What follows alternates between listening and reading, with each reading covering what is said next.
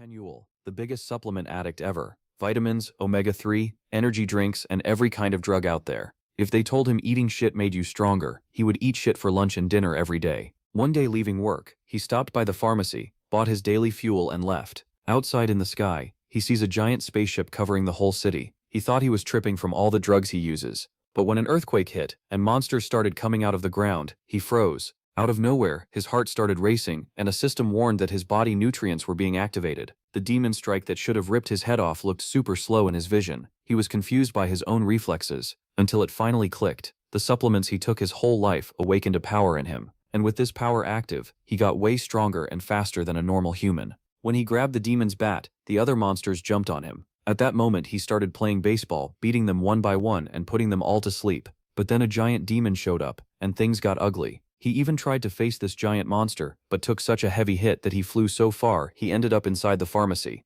But unfortunately for the demon, he basically just threw a cannibal inside a morgue. Our protagonist was just sitting there taking a drag from his cigarette. When his power comes back, he rushes the monster and delivers a kick so hard that the demon crashes through the wall and lands across the street. Our white Snoop Dogg takes another drag, feels his body getting buffed and goes for round 2, landing so many punches that the monster could barely breathe. The demon even tried to fight back, but our boy dodges, throwing a clean punch right back straight in its face. Not satisfied yet, he stomps so hard that he sinks the beast's face into the asphalt. Since devils don't die easily at all, it grabbed the MC by the face and tried to throw a punch, but the MC was smarter, blocked it and returned a punch straight to the heart. Then the demon finally couldn't tank it anymore, and falls down defeated. Thinking the beef was over, he bumps into a bunch of demons still alive and slaughtering the crowd. A chubby guy runs up to him begging for help, but since he's stuck from the last fight, he can't do anything. That's when a girl shows up flying, and throws some cards that create a magic sphere so insane that it blows up all the demons, clearing the map in one hit. The girl walks up to him, scans his energy and gets shocked to find out that he is an irregular. In this world there are 3 classes: the celestial, linked to the divine; the mundane, linked to the ordinary; and the human, linked to our own nature. These 3 are already basic knowledge, and the monks know how to counter each one. But there's a bizarre type off the radar. That's the irregular, the exact class of our MC. Scared of the kid's power level before leaving, she shoved a pill down his throat and warned him that stuff was made to nerf his energy center, because sooner or later that power would end up obliterating everything around him. Park fell to the ground, pissed and confused. Later at home he was taking his gasolines, trying to process what happened. Out of nowhere an alert pops up with the president announcing that the city was infested with monsters, and telling everyone to lock their doors and stay home. Then the system panel blinks at him, and when he touches it, it opens an insane skill tree. One skill in particular caught his eye: meditation to level up the mana flow in his body. He liked the idea, and decided to test it out. The boy spent a long time farming aura in his room. After focusing for a long time, he opened his eyes and sees his room infested with weeds and plants that sprouted from his own body. Groot? When he stands up and checks the current date, he almost passed out because the meditation lasted exactly 100 days. Curious to see how the city was doing, Park went to look out the window and came face to face with a building-sized monster that sent shivers down his spine. The whole city had already turned into an apocalypse, so he decides to camp in his room anyway to level up and understand his skills better. He finds out he has 3 more skills: soft steps, which buffed his speed; a passive that increased his inventory capacity; and light tornado that sends a flare up in the sky. The problem was, the light could also attract monsters. He had copied the breathing technique before, so he checked closer. The system said trainees were ranked from 1 to 10 stars, and after 5 stars they could use nature techniques. Park was shocked to learn ranks could be raised too. Then came the bad news. It took about 10 years to gain 1 star, so reaching nature techniques would take at least 70 years. Even so, he decided to check how many stars he had first. To do that, he had to pour energy into both hands and look at the rings on his left hand. So Park focused his energy there. The number of rings would show his star rank, but what he saw left him stunned. At that exact moment, a monster rushed him. He had to find something useful right away. Within seconds, a tiger-like beast was at his door, and it attacked. Its claws ripped into his shoulder. Then Park remembered an old Chinese technique called the absorption method, a skill that steals a beast's life force. He picked an ability similar to that, and somehow used a 6th level art. It worked. He brought the beast down, and a green aura wrapped around him. He realized he only lived because he had found such a useful skill. Then he dropped to the floor. The system reported that a muscle had formed, his blood had stabilized, and his red blood cell production had shot up. A green light then spread from his eye. Looking at his hand, Park had no clue what was happening. He could feel a huge amount of energy moving through his whole body. He guessed absorbing the monster had restored his nutrients. That was great news because now he might have enough energy to use the light tornado. Then he noticed plants sprouting from the monster's body. They definitely hadn't been there before, so he decided to collect them in case they were useful. As he moved, he realized he could only use one sprout at a time. If he had time to absorb monsters before killing them, he might do something even better. Still, he didn't want extra trouble. He just needed to survive until rescue came, though he knew he'd probably have to use the light tornado eventually. Then, another monster showed up and charged him again. Park used the skill once more and slammed a punch into it. There was no time to rest. He had to get moving and send a rescue signal with the light tornado, but monsters kept finding him, and again, he had no choice but to fight them off. Even then, they just kept coming. After a while, he finally made it to the roof. Then he froze at what he found. A gigantic monster was right there beside him. Park thought he had to be losing his mind, and then another monster appeared behind him. Even so, he knew it was all or nothing. So Park charged straight at the giant monster. He fired up Light Tornado again. After a while, someone called out, asking where Park was. The voice told him to come out right away. Spotting a man flying overhead, Park signaled that he was below. The man asked why he was just standing there. Didn't he have a flying talisman? Or at least enough power to jump? Park said he only had the 3 talismans he got earlier. Calling him a pain, the man told him to hold out his hand. Park started to answer, then warned him there was a monster behind him. In an instant, the man used a talisman and wiped the monster out with no effort. Then he told Park not to make him say it twice and to give him his hand. He demanded to know who Park was and why he was wandering through a restricted zone and whether he had any wish to stay alive. When Park tried to explain, the man cut him off. He didn't care. Park still thanked him for saving his life. Once he got out of the barrier, Park was shaken by the huge pile of messages from his mother. It made sense. He'd been trapped there for 100 days. Still, he was just glad his mother and relatives were safe. So much had happened, and he couldn't stop wondering how much the world had changed. Later, in a building, Park told his mother he wanted to call again. He played it down, saying he'd only gotten lost and had made it back. He promised he'd see her in a few days. The other man asked if he was done with the call, and Park said yes. At least now he knew his family seemed safe. Not long after, another man burst into the room in a hurry, staring at Park and asking if he was really the person he thought he was. He introduced himself as a disciple serving under the regional unit. Park barely cared and told the other officer to leave. He made it clear, go now, and don't make him repeat it. Soon after, the man asked if Park had learned his technique before his heavenly gate even opened. Park said no. Then he asked if Park had somehow awakened his sleeping master. Park only watched him with a cold look. A system window appeared in front of him, and the man asked if Park could see it too. He asked whether it said Ascendant, and if there were 9 higher ranks above that. Most awakened people were disciples, often called saints, and mundane was the highest class. But this man had special talent, so under his master, he'd been given the rank of Ascendant. Age and background didn't matter here. Whoever had more disciple training was the senior, not the younger one. So Park was expected to respect his senior. That was the rule. Park asked if Ascendant was the lowest rank, and what rank his master was. That annoyed the man, who snapped at him for talking about things he didn't understand. He said Park was born with a spiritual physique, so if he wanted to live in this world, he needed protection from his superiors. There would be no second warning. Say something like that again, and he'd die. But Park replied that he'd heard no one changed masters 3 times, so maybe the man followed that master just because he liked the way he talked. That pushed the man into a rage. Right then, a system screen popped up with all of Park's information. Park pointed out that the man had said this rank was the one right below Ascendant. Getting to his feet, Park said he'd try his best for his superior. Later, that man argued with his master, asking if he thought he had treated his senior the way he was told, and whether he really expected him to hand over the technique he had used. Angry, the master called him a fool, saying he wanted to brag about inheriting a bandit's technique while bowing his head to that boy. The man answered that Park's range of performance was higher than his own, which was why he was considered a high saint. His master said it might be because of Park's body, but the man argued that if so, he could have an irregular physique. That only made him more upset, and he asked if his master would keep saying such nonsense, or if he was really claiming the boy was born with a mundane physique like the two of them. The man asked if that meant Park's training would grow faster.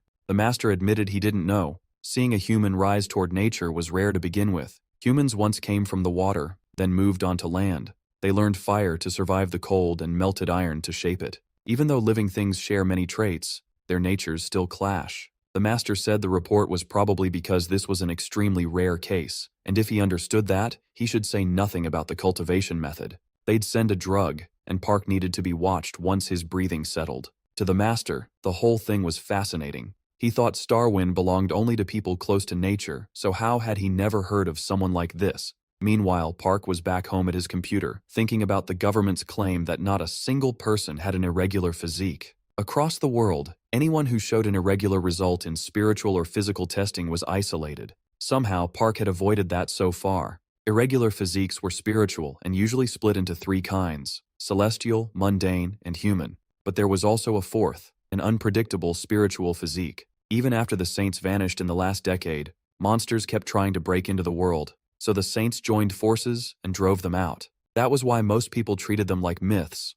and there were only two known examples. Park thought that made no sense. Why should he be exiled? It wasn't like he was some famous serial killer. As he drank his coffee, the system announced that the drug had been consumed. It noted that even mixed into brown rice tea, it was shocking to see someone draw out its full effect. Park figured he'd been labeled as having a mundane physique in the spiritual test, which was why they gave him the blue matter from Brazil. He didn't know how long the drug would keep working, so he looked for something with a similar effect but found nothing he could trust. That made him think the government only let limited information reach the public. Then, an idea hit him. He typed drugs into the search bar and found something close to what he needed. Looking at the seeds, he wondered what they really were. Were these the same ones he had seen before? Holding them, Park Han-yul remembered he got them while fighting a beast, and realized they might be more common than he first thought. After searching online, he found there were no pictures showing those seeds after germination. So he made an anonymous post asking if anyone recognized them. They were called purgatory herbs, plants that naturally grow near the river Styx. Eating them raw makes people sick, and their growing conditions are so strict that sprouted seeds are almost impossible to get. Park, though, thought his had already sprouted, so he decided to test the unsprouted ones. He used solar wind breathing on the seeds, and they started growing right in his hands. Then a man burst into the room yelling, but Park was already gone. The man wondered if he had run off, then searched the place to check whether Park had stolen anything. When he opened the fridge, he found that the boy had taken one of his peaches. Elsewhere, Park kept testing the seeds. Before long, a small tree had grown. Park Han-yul said he had only breathed on it for 2 hours, and it had already grown this much. He admired the result, thinking breathing let energy move between him and everything around him. Just as he guessed, the solar wind technique could make plants grow. If he kept raising herbs this way, living as an irregular might not be a problem. Then he ate a sprout from the purgatory herb. As he breathed, heat spread through him, similar to the blue matter. But the red aura faded away, and Park wondered if he had messed up. So he tried again. The aura vanished that time too. Park Han-yul muttered that he thought so, then got confused. Maybe the blue matter from the void was just a better drug. While chewing another sprout, he tried once more. The red aura came back, but now the heat felt different. That made him remember something he'd read online about yin energy. The purgatory herb carried yin energy, while the blue matter from the void was yang. So Park Han-yul wondered if he needed a separate absorption method for yin energy too. If mixed energies clashed inside him again, his life could be in danger like before. Even so, he felt relieved. Despite the weak effect, it still meant his power could grow. Then he pulled up the small tree, but a sudden sound startled him. It was just a message on his phone. It said the Majesty's son had died, warned everyone about the rain, and ordered all residents to evacuate at once. People panicked, asking why no one had warned them sooner. Then the downpour started, and strange growths appeared in the streets. People said it would be safer not to touch them. Park noticed a protective barrier around the building, and felt lucky he had followed those people inside. Then someone outside screamed for help. A giant monstrous bird had cornered a woman, and Park was stunned. The bird grabbed her with its claws and tossed her into a nest packed with worms. Then it turned its eyes toward the people inside the barrier. One terrified man said if he had been a little later, that would have been him. Park Han-yul activated his abilities, thinking it made no sense to let someone healthy die like that. So he stepped out of the barrier and charged the creature. His fist slammed into the bird's head, dropping it to the ground with ease. Park was shocked. He didn't remember being this strong, and wondered if the purgatory herbs he ate earlier were the reason. Then he realized the hard rain was actually the Dragon King's tears. After he ate them, the rainwater made the trees grow even bigger and tougher. It boosted his nature energy, and now his power jumped way up. So he uses artifact refinement on the tree, turning it into a demon-slaying weapon. The bird gets back up, furious, and rushes straight at him. Park Han-yul blocks the charge, knowing one mistake would send him flying. He was almost at the barrier already, so he had to hold firm. A moment later, the creature leaves an opening, and he strikes back at once. But the hit doesn't even leave a mark. That makes him wonder if the demon-slaying blade is the problem. The bird rises again, staring hard at the weapon. Then it suddenly goes after the woman instead. Park Han-yeol jumps in and saves her. She thanks him, but he warns her not to relax yet. Seeing them try to get away only makes the bird angrier. It slams into them, and the injured woman barely makes it back inside the barrier. Park Han-yeol isn't so lucky and gets thrown into a wall. He still gets back up. The layered protection kept his bones from breaking, even if its effect was fading. Then the monster swoops at him again. He smirks, realizing its huge body makes its flying clumsy. But he also knows he can't make it back to shelter now. The drug is wearing off, and he's getting weaker. He considers planting sprouts, but against this monster, that would be a long shot. So he decides to use his trump card. The demon-slaying blade is both plant and sword, and it can root itself into the ground. It needs time to trade energy and grow stronger, but with the Dragon King's tears still falling, he can absorb the rain and store the energy of the demon he's fighting to power up the sword. Soon, the blade is filled with lightning. Park Han-yeol charges in and lands a heavy blow. The monster's head slams into a building and he doesn't waste the chance. He cuts its head clean off. The people watching are stunned that he actually killed it. If the bird had only taken a victim, the authorities probably wouldn't have cared much. But this boy risked himself to save someone, so people start calling him a superhero. Soon, everyone is filming him. Then he suddenly gets attacked. A man shows up and demands to know if Park Han-yeol understands what he's done. He had killed Miss Yua's beloved bird, and the man says even burning someone like him wouldn't be enough. A video of the attack quickly spreads online, and criticism starts piling up. One woman asks whether her child had died, and if that man burned the insolent fool who killed her messenger. Her assistant tells her Park Han-yeol has only been detained for now. Yua grows annoyed, saying everyone must hate her if they're just keeping that rude boy locked up. In a rage, she orders humans to kill him themselves if they want to avoid her wrath. But her assistant reports that Park Han-yeol's actions are trending, so treating him kindly would be smarter, especially with people already unhappy about the new leadership. Yua complains that this world's rules are no fun and the government's laws are scary. She's sure Vermeer has some way to calm her down, and the maid says she already prepared a tribute to protect Miss Yua's name. Yua says she'll wait for it. Soon after, the rain starts to fade, and she says the Dragon King has eased his grief. So much for transcendent beings being free of desire. Grabbing the package, Yua thinks the only thing that matters is that she got it. Inside was a piece of trunk. That fruit is called the treasure of fantasy, even among gods. Its flowers bloom only once every 3,000 years. And the tree grows only in the orchard of the Queen Mother of the West. These were peaches from the tree of immortality. Yua explains that when the Queen Mother gave up her life to close the gates of heaven, the orchard vanished. If she could grow a sprout from that bark, her name could replace the Queen Mother of the West. Later, Park Han-yeol walks down the street, remembering a man's warning that he had made all the deities look bad and shouldn't do anything flashy again. He looks at his hand and thinks that even though his sword was confiscated, he still gained something from it. That night, he had found a block of wood inside the bird's body. He couldn't understand why that piece had been attached to the monster's ankle, but then he realized the trunk was alive. Right after that, the man showed up, and before getting attacked, Park Han-yeol managed to take a sprout. Now he's wondering if he should try to grow it. A year later, a news report says the government has taken steps to clean the water, but one man still complains about the smell. He says the real problem is the monster, and the government should deal with that first. A month earlier, when celestial energy fell into chaos, a monster hid in the Han River, a 1,000-year-old snakehead fish. After crossing over from the monster world, it grew strong enough to call itself the sovereign of the Han River. Then it declared that no one could use the river water until it received a human sacrifice. Watching the report, a boy jokes that fish must have worm brains. That boy is Yang Giju, a disciple from one of the 8 sacred mountains of the Korean peninsula. Someone immediately tells him to stop making pointless comments in the meeting and sit properly. That was Shin Soman, the youngest disciple from another of the 8 sacred mountains. Yang Giju doesn't care much about the meeting, because this isn't something they can solve on their own, and in the end, everything depends on the elder's will anyway.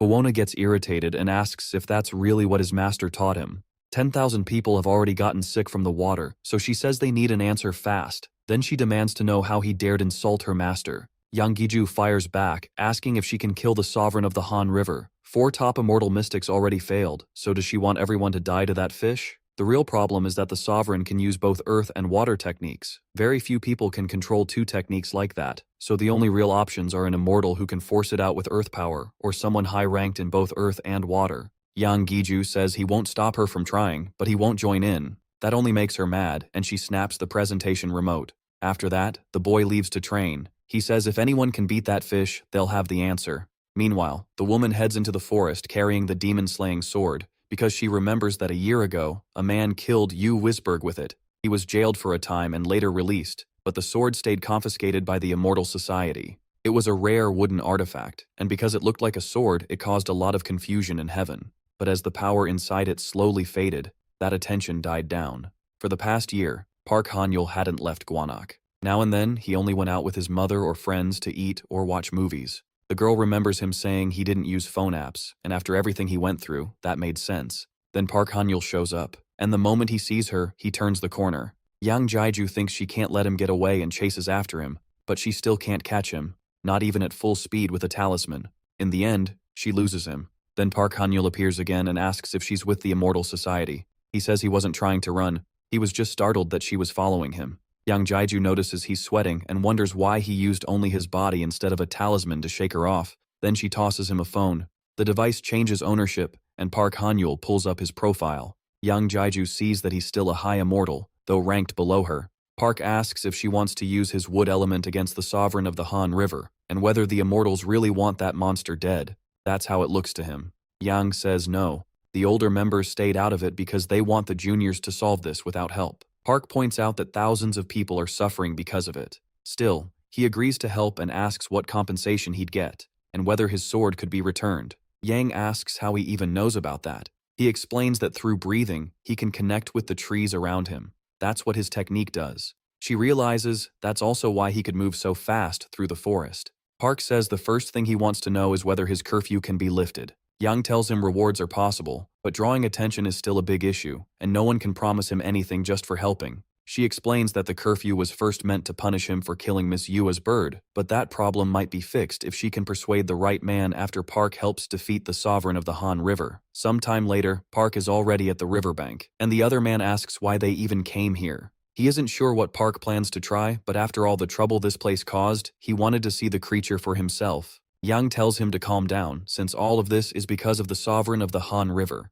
He wonders what Park Han-yul can possibly do here. Pulling an album from his backpack, he thinks it's disgusting. He prepared it for this moment. He just didn't expect to use it so soon. The woman warns him not to go any closer. It's too dangerous. But then she realizes what he's actually doing. Park asks if she never did this in elementary school. He says he used to sprout plants in class. This kind of plant was great at cleaning dirty water. Most of the work was already done, only a little was left. Then a huge creature rises from the lake. Park grabs his sword and braces himself. He says it's time to go fishing. A deafening roar shakes the area. The beast calls itself the god of the river and says it bows to no one. It lunges at Park, and he barely dodges. Right after that, he starts using a spell and throws it at the creature. Enraged, it demands to know how he dared pull a stunt like that. But before it can finish, more shots from Park hit its body and make it even madder. Meanwhile, Yang keeps shielding the others. She's impressed. By using those purifying plants, Park stripped the river sovereign of all its filthy energy. Still, if this kept up, he wouldn't win. The monster says Park may handle hidden energy well, but these cheap tricks mean nothing. It attacks again, sending him toward the lake. But before he falls, he tosses out more seeds to hold himself up, saying this was his last one. When he throws it at the monster, the creature mocks him, saying it was just a tree struck by lightning. It asks if he really thinks that tiny toy can destroy its body. Park says the real toy is the one he planted in its heart, then asks if it can feel it yet. With that, he dives again and says they'll meet once more. As he casts another spell, he says this is a thunderbolt lightning dart he made himself, so there's no way he's letting the creature escape. Electricity tears through the whole area, hits the monster, and a huge blast finishes it off. Park says the air feels a lot cleaner now. Standing on the serpent, he admits he's caused trouble again. Once more, he's drawn too much attention, and this time might end even worse. The mortals had left the Han River Sovereign alone for one reason: training their disciples, not helping regular people. Then he spots what he wanted and thinks it's smaller than expected. Water beasts form reinforced crystals in hopes of becoming a dragon, so he decides to take that inner core as his reward. But suddenly a man snaps at him, demanding to know what he's doing. In an instant, magic pins Park down. The man asks if he understands what he's done. This is the Celestial King, Nakusha. Watching from above, the girl recognizes the one restraining Park. She remembers being told to stay quiet until those ungrateful immortals got into trouble and came complaining. Since they showed up now, right after the Han River Sovereign was subdued, she realizes the river's fate has changed. Then she greets the man. She says she didn't know why the seniors had come, and he coldly asks whether this place looked safe or approved to her. He asks if she's Tob's disciple, and she quickly confirms it. Then he presses her. How could a disciple of such a master fail to grasp how serious this is? That boy had trained only 1 year, with no master. Yet he used a rare wood technique strong enough to defeat a sovereign. He asks if she doesn't find that suspicious, then warns her not to speak again unless she wants to shame Tob. Terrified, she understands. Then Park starts laughing. The man asks if he's forgotten fear, but Park just asks why he should panic. Did he really do something wrong, or were they only doubting him because he had an unusual skill? Sadly, this was the second time, so he'd already checked the app. Only 3 minutes had passed since the fish died before they all showed up. Everyone there is confused by what he means. Park says they must have been watching that fish the whole time, since they appeared right after it died. Then he asks if they hoped killing it themselves would win public praise. And once that chance to build their image was gone, they rushed over in panic. Now fully annoyed, Park tells them to stop. A blast goes off right after that, and they accuse him of causing it. But then he looks surprised. His attack did nothing. Park says he aimed for the stomach again, just like before. Then he raises his sword at the man. The man flies into a rage and asks if Park understands what it means to point a blade at him. He demands Park's last words. Park doesn't buy it. He says the man can't kill him anyway. As he moves to strike, the man says Park's arrogance reaches the heavens. He unleashes his attack and another huge explosion erupts. This time, the man is stunned because someone steps in and stops the fight, saying a watchman should guard the garden. So what was he doing here? That newcomer is Bayek, a high-level immortal from the 3 heavenly realms. Bayek says he came because his lady asked. He hopes he didn't interrupt their show of force, but this looked like pointless violence. From what he can tell, the boy is reckless. Still, if they insist on fighting, he won't stop them. Both sides will just ruin their names. But since the boy has no standing here, they shouldn't block the elder's path. Soon the two vanish, and the man asks why that lady called Elder Beck to save Park. Later, Park walks somewhere with Beck. Beck asks if Park knew he would come, and if that's why he acted so boldly. He says he wants to give the young man some advice. Park might think he's special, but rare arrogance only leads to disaster. Those words catch Bayek off guard. Park's face is covered in blood, yet he says nothing for a moment. Then he says he'll remember that, and thanks the elder for the warning. 1.5 years passes after that day, and he still remembers how lost he felt after everything went wrong. Even good intentions weren't welcomed by everyone. So once the Han River sovereign matter began moving, he made sure to prepare. This time, he wouldn't act blindly, and he wouldn't be treated like a fool again. He refused to end up as the victim like before. Miss Yua had a garden, not an ordinary one, but a place where divine herbs were carefully grown. Still, that story might have been just a rumor, so he made a plan to get proof, by drawing the attention of the woman who owned it. That's why he now stands ready before her. Yua asks if his name is Park, then points to the item and asks if he knows what it is. He answers that they are seeds of purgatory grass. She says mortals found something so valuable and were selling it on the black market. She investigated the seller so she could punish him hard. Feeling how serious this is, Park kneels and admits his crime. He says he had no choice because he was living in poverty, but Yua tells him to raise his head. She says it's settled now. He already paid for his sins. She only showed mercy to keep the punishment fair, because killing her bird was no small matter. Even so, she's willing to be merciful once more.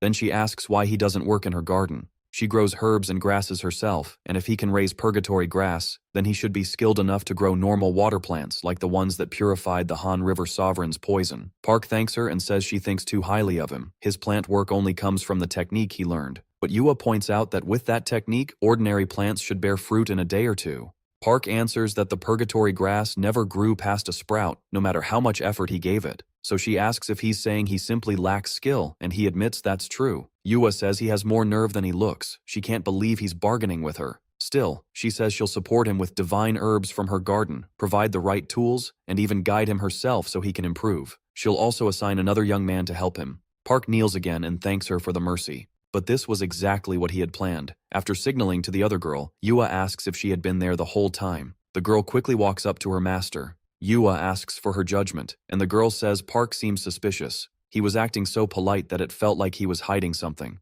She also heard he was the one who killed Yua's bird and took down the Han River Sovereign too. He didn't have much experience, so doing all that meant he was either a genius or a complete idiot. She asks if her master knew he was scheming from the start and accepted him anyway. That must be why she told her to watch him. But Yua tells her not to worry. She'll let him handle the 6th garden first, and even if he has bad intentions, he won't get even 1 seed from her garden. If he turns out useless, she can just make him fertilizer for the garden. The girl thinks they were supposed to work together because of the Peninsula Peach, but Yua is still a lady she can't fully like. Even so, she hopes Park ends up being useful. Meanwhile, Park walks down the street, thinking the immortal hidden there had power over 300, while Yule was above 400. After reaching 10 stars in the Star Wind technique over the past year, he could roughly read other people's strength, though he still didn't trust the numbers completely. The Celestial King and that hot-headed man were both over 600. Beck was also above 400. Park himself was only around 45. He had learned all the Star Wind techniques in the last year, but only in theory, so he still had a long way to go. When he arrives, he realizes he's finally at the place he wanted. There, he finds the sacred tree glowing. He tells it he brought an offering today, the centimani from the sovereign of the Han River. Since he was giving one to the tree, he figured he should get one back. Sometime later, Park sits in front of the tree and meditates, then suddenly opens his eyes. The smell of the peaches is so good it startles him. Just sitting there raised his attack power. The breathing peach had spent the whole past year shaping itself, and only in the last week had it bloomed and grown fruit, though they were still small. Now that they had matured a little, he thinks he can at least take a bite, until a voice tells him not to rush. Park turns, surprised, and sees a small bear talking to him. He asks who it is, and the bear says the elder named him Gwanaki. Park wonders if this is the mountain god Guanascan. Ever since the gates of heaven opened, the gods had started showing themselves again, and this one had it especially rough. Long ago, when the capital moved to Hangguang, the land officials believed Mount Guanascan's fire energy affected Hinawan, so they added water energy with the unicorn lion statue, and dug the Blue Lagoon and did other work that kept stirring up the mountain's energy. That was why the bear was only half his normal size. Park says he's trained here for over a year and thought he would have met him sooner, but the bear says he saw no reason to bother someone quietly training. Park suspects the bear wants the peach, but the tree's twisted space keeps him from entering the barrier, so he tells the bear to wait. He just needs to eat something. The bear quickly stops him again, saying that would be reckless. All the tree's power is gathered in the fruit, and if Park takes it now, the tree's protection will disappear. Then what would he do if the people watching this place came for it? Park asks if the bear plans to steal the tree, and the bear snaps back. Does he look like a thief? Still, it wasn't only him. Sooner or later, others would find this place too. In fact, someone was already waiting at the end of the hill. Park looks up and senses a huge barrier packed with Yi energy. The bear points upward and reminds him he already warned him. If someone was hitting the barrier that hard, they were either dead set on dragging Park away or after the immortality peach. Park jokes that maybe it's like the peach from Journey to the West, the one the Monkey King ate, but the bear tells him to forget that. The real problem is a top Taoist using fire arts. Because of his training, Park could move through the tree's forms, but a human body couldn't properly handle an immortality peach. The bear could, though, so Park should hand it over. Then he could recover his spirit power and protect both Park and the tree.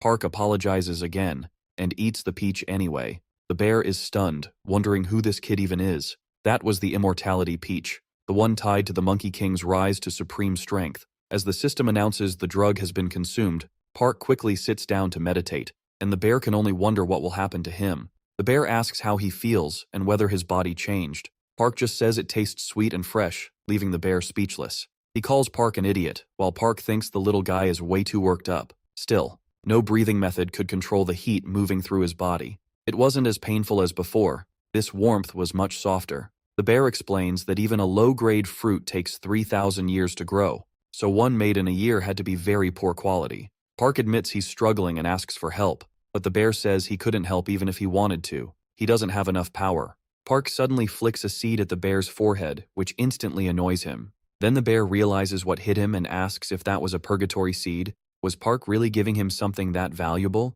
Park calmly hands over several more, saying that's all he has for now. Then he asks if that will be enough for the bear to recover, and the bear says yes, easily. Park asks what he should do next, and the bear says from here on, he can start selling caves. Park is completely thrown off by that answer. The bear explains that 3 purgatory grass sprouts still aren't enough to restore all his power. So Park asks what else he can do. The bear asks if he's hiding anything else, and Park says he can check. He opens the system and says it has that function. The bear notes it's a map of the area, while Park realizes he'll have to deal with the person coming closer. The bear asks if he's really planning to fight, and Park says yes. If he does nothing, they'll take his tree. The bear knows Park should lose with his current strength, which makes his calm attitude even stranger. Then Park runs straight toward the incoming figure. The man thinks he's finally found him, and soon Park is standing right in front of him. Sensing his energy, the man asks if Park is the Celestial King's disciple, sent to bring him back. Park immediately says yes and adds that he was even given an item, the nine-tailed fox fan. The bear blurts out that the nine-tailed fox fan had only appeared once in 300 years. He can't believe a treasure that rare was made from a foxtail. Since it was a sacred treasure, the tail stayed whole, and the phantom energy inside had to be immense. The man confirms the fan really does come from the nine-tailed fox. Park then asks if he would really set off an explosion in a place full of people, even with the Celestial King's fan. The man asks if Park can't feel the energy around them. No matter what skill he used or how loud he screamed, no one would get out. The bear cuts in, explaining that the strange power around the man came from the treasure, which held the strength of 4 celestial beasts. The man gets annoyed and asks why the bear keeps interrupting. Park hadn't known any of that, and the man grows even angrier, shouting that even this little creature keeps meddling in his business. Instead of taking the fish's life, he says he'll take Park's. Watching him, Park realizes the sacred item had boosted the man's power to nearly 105 times his base strength. It felt like some pay-to-win fantasy game item. So when the hit came, Park spread his energy across the mountain, lowering the enemy's edge. He could tell the man wasn't truly gathering power for himself. Seeing through it, Park activates wind distribution. He figures the man is drawing back the energy he scattered. Then the attack comes in seconds, and Park breaks it apart with ease. The bear is stunned, wondering if martial arts like that should even be possible. Park reminds the man of what he said earlier. If you raise a weapon at someone, you'd better be ready for the return strike. Shocked, the man demands how some nobody without proper teaching dares stand against him. Then something strange happens. Blue light wraps around the boy and he suddenly drops. He hits the ground unconscious. Park moves over to check on him and says that by using the fan recklessly to force out more power than he could handle, the boy had his soul pulled into it instead. Park isn't fully convinced, but the bear says that if the right person had used it, the whole mountain would have exploded. That makes Park wonder just how powerful a sacred item really is, and decide he needs that fan. Suddenly, another blast shakes the barrier. It seems the man from before is attacking it. The elder grabs his disciple and calls this an unbelievable blunder. He can't believe a disciple of the Celestial King turned into a fool in his own territory, and now the child won't escape the Celestial King's wrath again. Even being the commander of the Immortal Society or a master of red martial arts means nothing next to the 8 sacred monks. Park says he only acted in self-defense. To him, that also counts for the man attacking him now, and he gets ready to strike back. Irritated, the elder says he should have burned Park a year ago. He still can't understand why the Celestial King wants someone this dangerous walking around, but now he'll burn Park down until nothing is left but bones. Still, Park stayed calm and showed no reaction. A second later, he took off running, with the old man chasing right behind him. Spells kept flying at him. Cornered, Park knew he was in a bad spot. This fight just wasn't going in his favor. Out of every element, fire suited him the least. The bear told him to use the 9-tailed fox fan. Just pour energy into it and swing. It should work with any element. But before anything else, the elder blasted the bear. Even so, Park kept thinking over the bear's idea, worried the fan might swallow his soul like it did to the others. Still, he had no better choice, so he went for it. He started using the fan's power. The elder snapped, demanding to know how Park dared touch the 9-tailed fox fan. Then every attack suddenly turned back on the elder. Park could only stare in shock, so this was a sacred item's power. Then he wondered where the old man had gone. At that exact moment, something hit him from behind and tore into him. Park guessed one of his organs had been damaged. The elder rose through the flames and called him pathetic. First, Park had made the Celestial King's disciple look like a fool, and now he was using the 9-tailed fox fan too. Park couldn't believe the man was still alive. He couldn't understand how these so-called immortals fought so dirty. The elder fired off more spells and declared this was the end. They slammed into Park and nearly killed him. The elder said he wouldn't fall for those cheap tricks again, and this time he'd drag Park to the Celestial King. Barely holding on, Park wondered if this was where he died. He figured he might have won if his body had been fully recovered. Then he noticed something strange. The pain was suddenly gone. A peach floated up, and the system announced the drug analysis was finished. Long ago, the Monkey King wanted freedom from outside control, so he gained a skin no sacred treasure from the celestial realm could easily harm. He survived 49 days on the eightfold celestial path and even endured Buddha's 5 fingers. That skin lasted about 500 years, so Dong searched for a body that could not die. In the end, he got cells even the cruel death arts of the underworld's envoys couldn't damage. Even the king of the underworld eventually gave up trying to kill him. The system then said the drug had been consumed. Its source was the peach, and its role was to create custom tools matched to an element. That was how Park got the power he wanted. The new organ handled many body functions, including clearing out poison. His new liver sent cold water-like energy through his whole body. When Park opened his eyes, he was completely different. The elder noticed the change and wondered how Park had gained water energy. Then he realized his mistake. Park was an irregular. Park didn't know how any of this happened. For now, he was just happy the heat was gone. He grabbed the nine-tailed fox fan again and attacked the elder once more. The man, still in total disbelief, got hit head-on. That ended the fight. Right after winning, Park collapsed, and the bear desperately yelled for him to wake up. As he slowly came to, the bear asked if he was back in his right mind. Then he added that he'd rather not talk about what just happened, and asked whether Park should get out of this water. Still dazed, Park looked around and saw the whole place had flooded. He had no idea what was going on. While checking the elder's body, Park said he'd heard there was a flag that controlled the barrier and started looking for it. Then he found a red, talisman-like item. The bear said it was actually a treasure pouch. Basically, it was a magic bag that could hold items big or small. But the bear warned this wasn't the time to mess around. Others were probably already on their way. When Park hoisted the man onto his back, the bear asked where he thought he was going. Then Park dropped the body back down, making the bear ask what he was even thinking. If they stayed any longer, someone might find the tree. As Park began casting a spell, he calmly told the bear to relax. He was setting up something to fool whoever came after them. The bear was shocked by what Park was doing. He thought Park was feeding the upper Taoise's body into the tree to make a new fruit bloom. Park said they had made it just in time. With more people getting closer, he said they finished at the last second. The bear explained the peach tree had bloomed and opened its barrier, which was why no one had found them yet. Still, the bear complained that if the Taoise hadn't been fire element, the tree couldn't have grown another fruit. Using that chance, Park asked if the fruit had any special healing effect, but the bear said he didn't know. It was such a rare treasure that only a few knew what it really did. Since Park hadn't changed much, the bear guessed the fruit might not have been fully ripe yet. Park thought that if his liver really could boost his power, then his water energy might keep growing. That gave him a lot to think about, especially what a long-cultivated fruit might do. The bear then looked like he wanted to ask something, finally asking if Park could show him the outside world. Park asked whether a mountain deity could really leave, and the bear said he only needed to share his alter ego. He did need power for that though, and Park figured the bear was about to stick to him like glue. The bear admitted he had no other way to tag along. Now that they'd met, he said he wanted to see the world and all its good things through Park. After thinking it over, Park agreed, but only if the bear gave him something first. The bear immediately handed over a weapon. As Park looked it over, the bear explained that for ages, all across the Korean peninsula and East Asia, there had been a race called goblins. They were smart, naturally skilled, and had spiritual bodies. On top of that, they had special weapons that sharpened their power, the goblin helmet and club. Looking at the weapon, Park asked if he could even use it since he remembered reading that only the real owner could. The bear said that was true, but it was also a priceless treasure. A goblin would trade almost anything for it. The helmet and club couldn't be made again. If one was lost, the owner lost half their strength. Park pointed out that if the bear still had it, then he probably didn't know who the original owner even was. From the way the bear described it, the deal sounded fine. So Park took the club and said they were traveling together now, which made the bear happy. After that, Park said they should focus on working for the Lady of the Garden.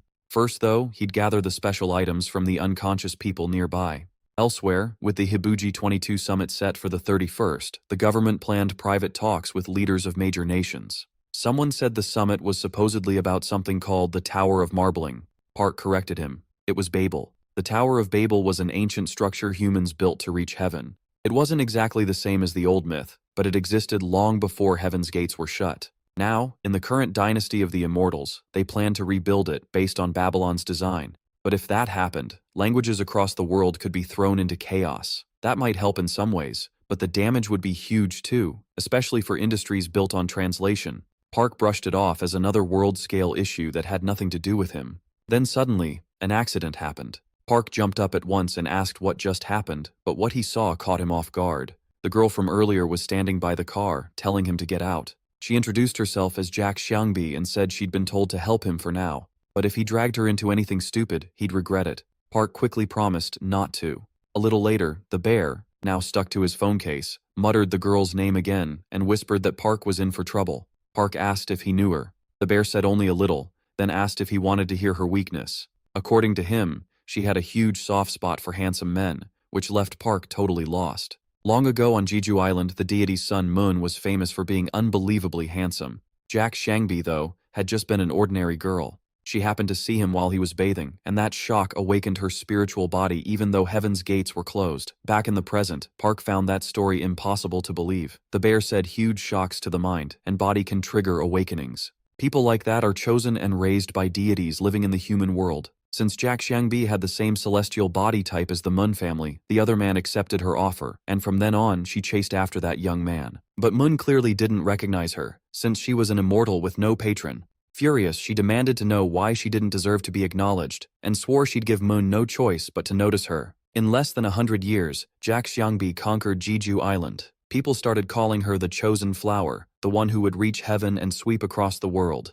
After founding her own dynasty, she formally asked Mun to marry her, but his father feared her power and came up with a plan to exile her. While she was getting ready for the wedding and dreaming of a happy future, she was betrayed. On her wedding day, a trap was set for her. The people who came weren't there to celebrate. They were assassins, sent to kill her. Furious, she slaughtered everyone involved. They even used the deadly Sura flower of extinction, but still couldn't get away. That clash was later called the Great Battle that nearly sank the island. But in the end, she was the one who truly lost. The deepest wound came from her own lover's betrayal. Later, some regents tried to use her power for themselves. They kept sending handsome young men because of the rumor she liked them, but every one of them ended up dead. The bear asked Park if that didn't make him feel safer, since she had no reason to hate him. He wasn't exactly handsome. That set Park off, and he threatened to throw the bear back on the mountain. A little later, the girl asked what he was doing. They had reached their destination, and as they went up the stairs, Park apologized for what happened earlier. The warden told him the castle had 6 gardens, numbered 1 through 6. Out of all of them, the only one Park could use was the 6th garden. He figured that meant he got the worst place, so he never expected to be handed valuable medicinal herbs right away. Even so, what he found still shocked him. There were only 2 suns there, and the whole place looked miserable. The warden explained that every gate led to a different realm with its own space and time. From now on, Park was the lord of this place and in charge of raising crops. When Park asked who ruled it before, she shot back that there hadn't been anyone. The garden had stayed shut since the last lord died 100 years ago. Park figured that as the world changed and more mortals appeared, herbs had become more valuable because demand kept rising. She added that living here didn't mean he'd be poor. Once harvest season came, he could make a lot, especially since there were no other gardeners. Soon after, she said goodbye and left. Right then, Park's phone started ringing, and he dropped it. The fall flipped the screen and exposed his wallpaper. At once, the bear's earlier words came rushing back to him. Park quickly blurted out that he respected the girl. Sometime later, he woke up and found the bear chewing on something, saying he was finally up. According to the bear, he'd been knocked out for almost 2 hours. Park asked what happened, and the bear said it was one clean hit. He'd never seen someone pull that off without even using a technique. The bear explained that even if the 6th garden ranked last, it still grew carefully chosen seeds, so Park should make the most of it. Park remembered the girl saying she'd keep watching until the next harvest. If he showed real skill, maybe he could ask to grow rarer plants later.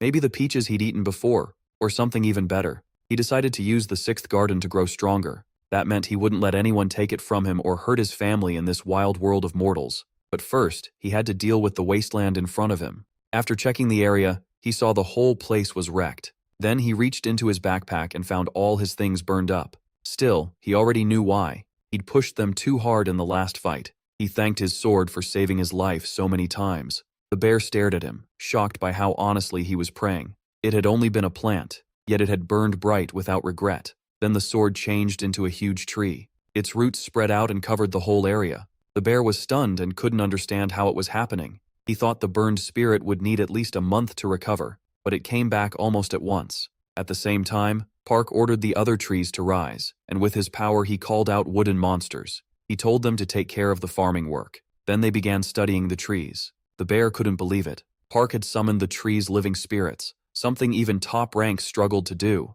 But Park said he needed a break because he'd used too much energy. After going inside, he was surprised by how big the house was. He sat down to meditate and recover with his breathing method. Soon, he was fully focused, then suddenly stood up. He was sure a plant had reacted to his breathing. Guessing it was under the floor, he decided to use his remaining seeds to dig it out. He started tearing into the ground, leaving the bear staring and asking what he was doing. Then something showed up in the rubble. An explosion went off, and Park, startled, looked closely at what had been buried there. He asked about the red circle. The bear said it was a blood barrier, and whoever made it must have carried a huge twisted grudge. Park realized the pulse he'd felt was coming from underneath it. He decided to break the circle. So he started striking the barrier, and to his surprise, he opened a hidden chamber underground. It belonged to Park, the former lord of the Sixth Garden, known by a different name. His record was left for the next lord to read. In it, he planned to reveal the castle's crimes. One day, after drinking with a friend, he wandered into a shrine and got possessed because the guardian deity there had been taken over by a ghost. He couldn't do anything then, but a kind scholar passing by helped him. The scholar drove the ghost out and said Park would recover soon. But if a ghost had attached itself to him, that meant his spiritual physique was awakening. In that state, staying in the human world meant immortals would hunt him or wandering spirits would torment him. Still, the scholar said there was no need to fear because he knew an immortal who could guide him. Following that advice, Park entered the lady of the castle's pavilion. She told him that if he trained his mortal sense and kept practicing, he might transcend. But since he had been born an immortal, doing that would be like trying to grab a star from the night sky. He made no progress and took whatever work he could, while his debt kept piling up. Eventually, he thought he had no way out. But later, when he was almost 30, he met a child from the human world whose spiritual physique had also awakened. What brought that child there shocked him, because it was the same thing that had happened to him. He learned he really had been possessed by a ghost, not because he entered a guardian shrine, but because that scholar had put ghosts on him on purpose to awaken his spiritual physique. He had only been a pawn in the scholar's game. After learning that, he knew he couldn't spend his whole life as a servant, so he bowed to anyone who had mastered earth arts and begged them to teach him. But even after collecting all that knowledge, his powerless mortal body kept weakening with age. In time, people gave him a nickname, Foxtail Grass, because he was always bowing from hard work. They said he looked like the grass growing everywhere, and the name stuck. At that point, he truly started thinking about the end of his life because he felt completely helpless. Then, a miracle came. The lady rewarded his sacrifice and effort. That was how he became the Lord of the Sixth Garden. There was no way he wouldn't be moved by that. He swore never to forget the lady's kindness and to carry out his duty as Lord of the Sixth Garden until the day he died. From then on, he gave himself fully to the Earth Dragon art of the Sixth Garden. Because of that, his strength kept growing, and he eventually reached the edge of becoming an immortal mystic. But even with all that progress, his body became weaker and weaker. Only then did he understand the truth of the Earth Dragon art. It worked well, but the herbs of the Sixth Garden were draining its power through his body. Without knowing it, he had turned into living fertilizer. He realized he didn't have much life left. Reading that, Park was stunned. He thought stuff like that only happened on TV, but immortals really could do it. He said he had suspected as much, but his own life had nothing in common with what was written there. The bear replied that this was normal. Immortals used people like that to keep their realm running. Park couldn't help wondering if he might end up the same way. The record went on to say that anyone strong enough to break the blood barrier he made had to be talented enough to burn down the cursed pavilion. For the sake of the juniors trapped like him, that person should run with the stolen treasure and protect it even at the cost of their life. Park wondered if the items there belonged to the people mentioned in the record. As he searched through them, he found mandrake seeds grown by people across the seas. Then he picked up another item and asked what it was. The book said nothing, and the bear told him it looked like a container used for drawing lots at temples. Park was startled when he realized the pulsing sound hadn't come from the seed at all, but from that object. He wondered if he should try using it to grow something. Then it suddenly exploded. The object seemed to reject growing together with him. Picking it up again, he asked what it really was. It felt familiar to him, and he wondered if it was a blade shaft. The bear then told him it was a sword. At the same time, the lady seemed to be studying something. She said that man really had come there. Then another girl appeared. She admitted this was rude, but said they needed to move first because it was urgent. She'd heard Yunhwa kept a treasure in the main palace and wanted it returned. The seven-branched sword was a very strange treasure, and it was precious even in the land where it was forged. That place had once been a nation that couldn't fully stand on its own, because among the three kingdoms, only Baksh lacked the power needed to found a proper state. Silla was founded first by a man with an unusual body, while Goguryeo was built by a saint who called back the former lady with the blessings of the peninsula's ancestral spirits. But King Anju raised that man through human effort alone, with no special power or past life. He later awakened an ordinary physique, gained the gold element, learned to control his own energy, and became a martial master. Even as a human, King Anju was a rare genius. That man reached his height thanks to King Anju, but later rulers lacked the same skill, so Baksh slowly fell. In time, almost all traces of it vanished, except one thing. It was tied to the Saint Prince, a genius compared to King Anju, who spread Baksh's influence across the continent and islands. The seven-branched sword was his finest creation, a treasure counted among the greatest sacred artifacts. Back in the present, the woman asked if they had ever obtained the blade before, and the girl said that was all they knew. Old records say that when the king tried to send the sword to the celestial king, the messenger carrying it died of natural causes. The ship was recovered safely, but the sword never reached its destination. Hearing that, the lady asked if the girl meant the seven-branched sword had some kind of axis. She found it strange, since it sounded like the girl had figured out the axis long ago. So why ask now? The girl answered that she hadn't come for pointless questions. Speaking for the sanctuary, she came to offer a 6-month celestial lease. The lady of the garden understood and asked for the terms. The other woman said they would use the blade of the seven-branched sword in the middle of that battle. If they lost, they wanted the right to take one item from the lady's estate, and if the sword's axis was there, they would take only that and nothing more. Not long after, the lady of the garden agreed, but she wanted to add one more condition. 6 months passed. By then, a group was talking about broadcasting the next celestial fight live. The lady herself had said she would reveal it, and one man questioned why they needed to air it. Sure, it would be fun to watch, but they were almost at the 6th garden. He warned them not to stir trouble with its lord while they were getting close. A little later, the group reached the place. What they found there stunned them because the area had once been barren.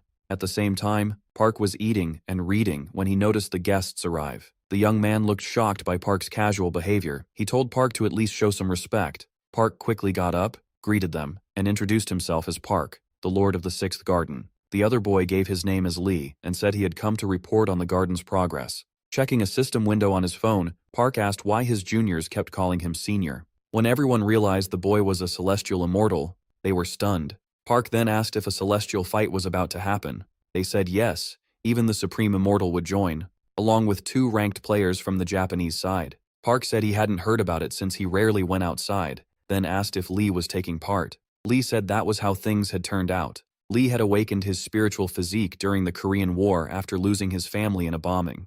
Later, he joined the ladies' pavilion. Even if his rank could drop, he still had talent and only grew brighter after meeting a true master. Park thought most mortals weren't trustworthy, but this boy felt different. He had already apologized for his servant's behavior. Park said he couldn't believe Lee would be in the celestial fight and guessed he must be the strongest immortal there. Lee answered that he was still lacking, but the lady had given him a chance to join that great event. He added that some contestants were far stronger, like Go, who was nearly a pure immortal and said to be tied to the bloodline of the lady's son. Even so, Lee felt lucky to face someone like that in a celestial fight. Meanwhile, Park kept studying the boy from before. Elsewhere, the ladies' group talked among themselves, saying the sanctuary had accepted their proposal. Mortals were supporting them heavily because they had killed several creatures, and if they pushed the angle of national pride, they'd get even more donations and praise than the girl who had slain one before. Just then, another woman stepped in and cut off the discussion. She reported that the Lord of the 6th Garden had come to see her.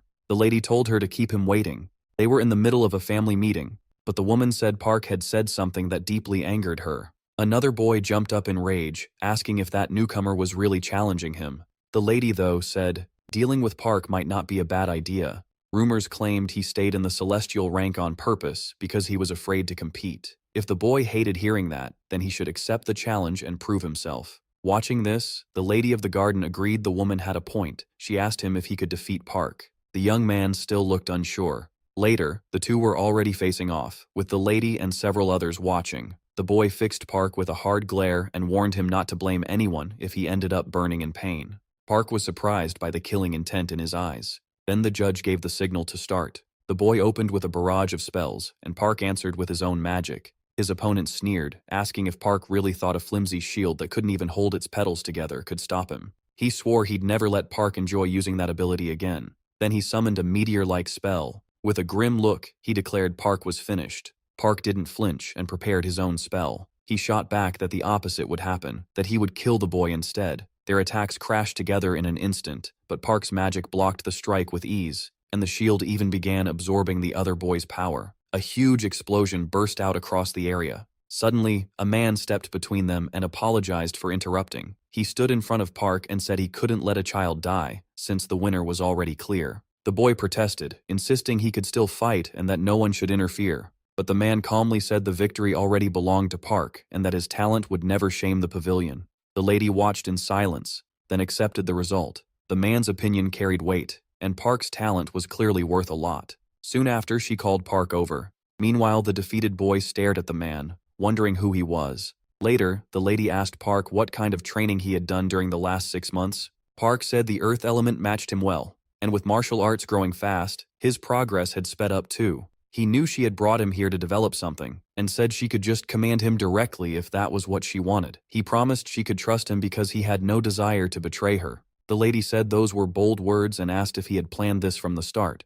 For now, she told him to stay in the competition while she considered 2 places for him. As Park was leaving, he asked one last thing, whether he could go out for a while. Later, he was walking beside the man from earlier. Park thought that when the lady said he'd have a companion, he hadn't expected this man. Then he asked for his name. The man said he was Dan Diok, though Park could call him Rim. Park thought that, unlike his first appearance, the man was actually pretty easygoing. Glancing over, Park asked if he wanted to grab a drink. Before long, the two were walking along and enjoying themselves. The man said that even if he understood these things, life in the human world was nothing like the immortal realm. Park smiled, glad that Ryan seemed to be enjoying himself. Park mentioned hearing that immortals sometimes visited the human world and asked if Ryan had done that. Ryan said yes. After dying in the human world, he became an immortal with the lady's help, but he was crushed to learn he would live in the immortal world instead of returning to the human one. Park figured the man must have left behind many regrets.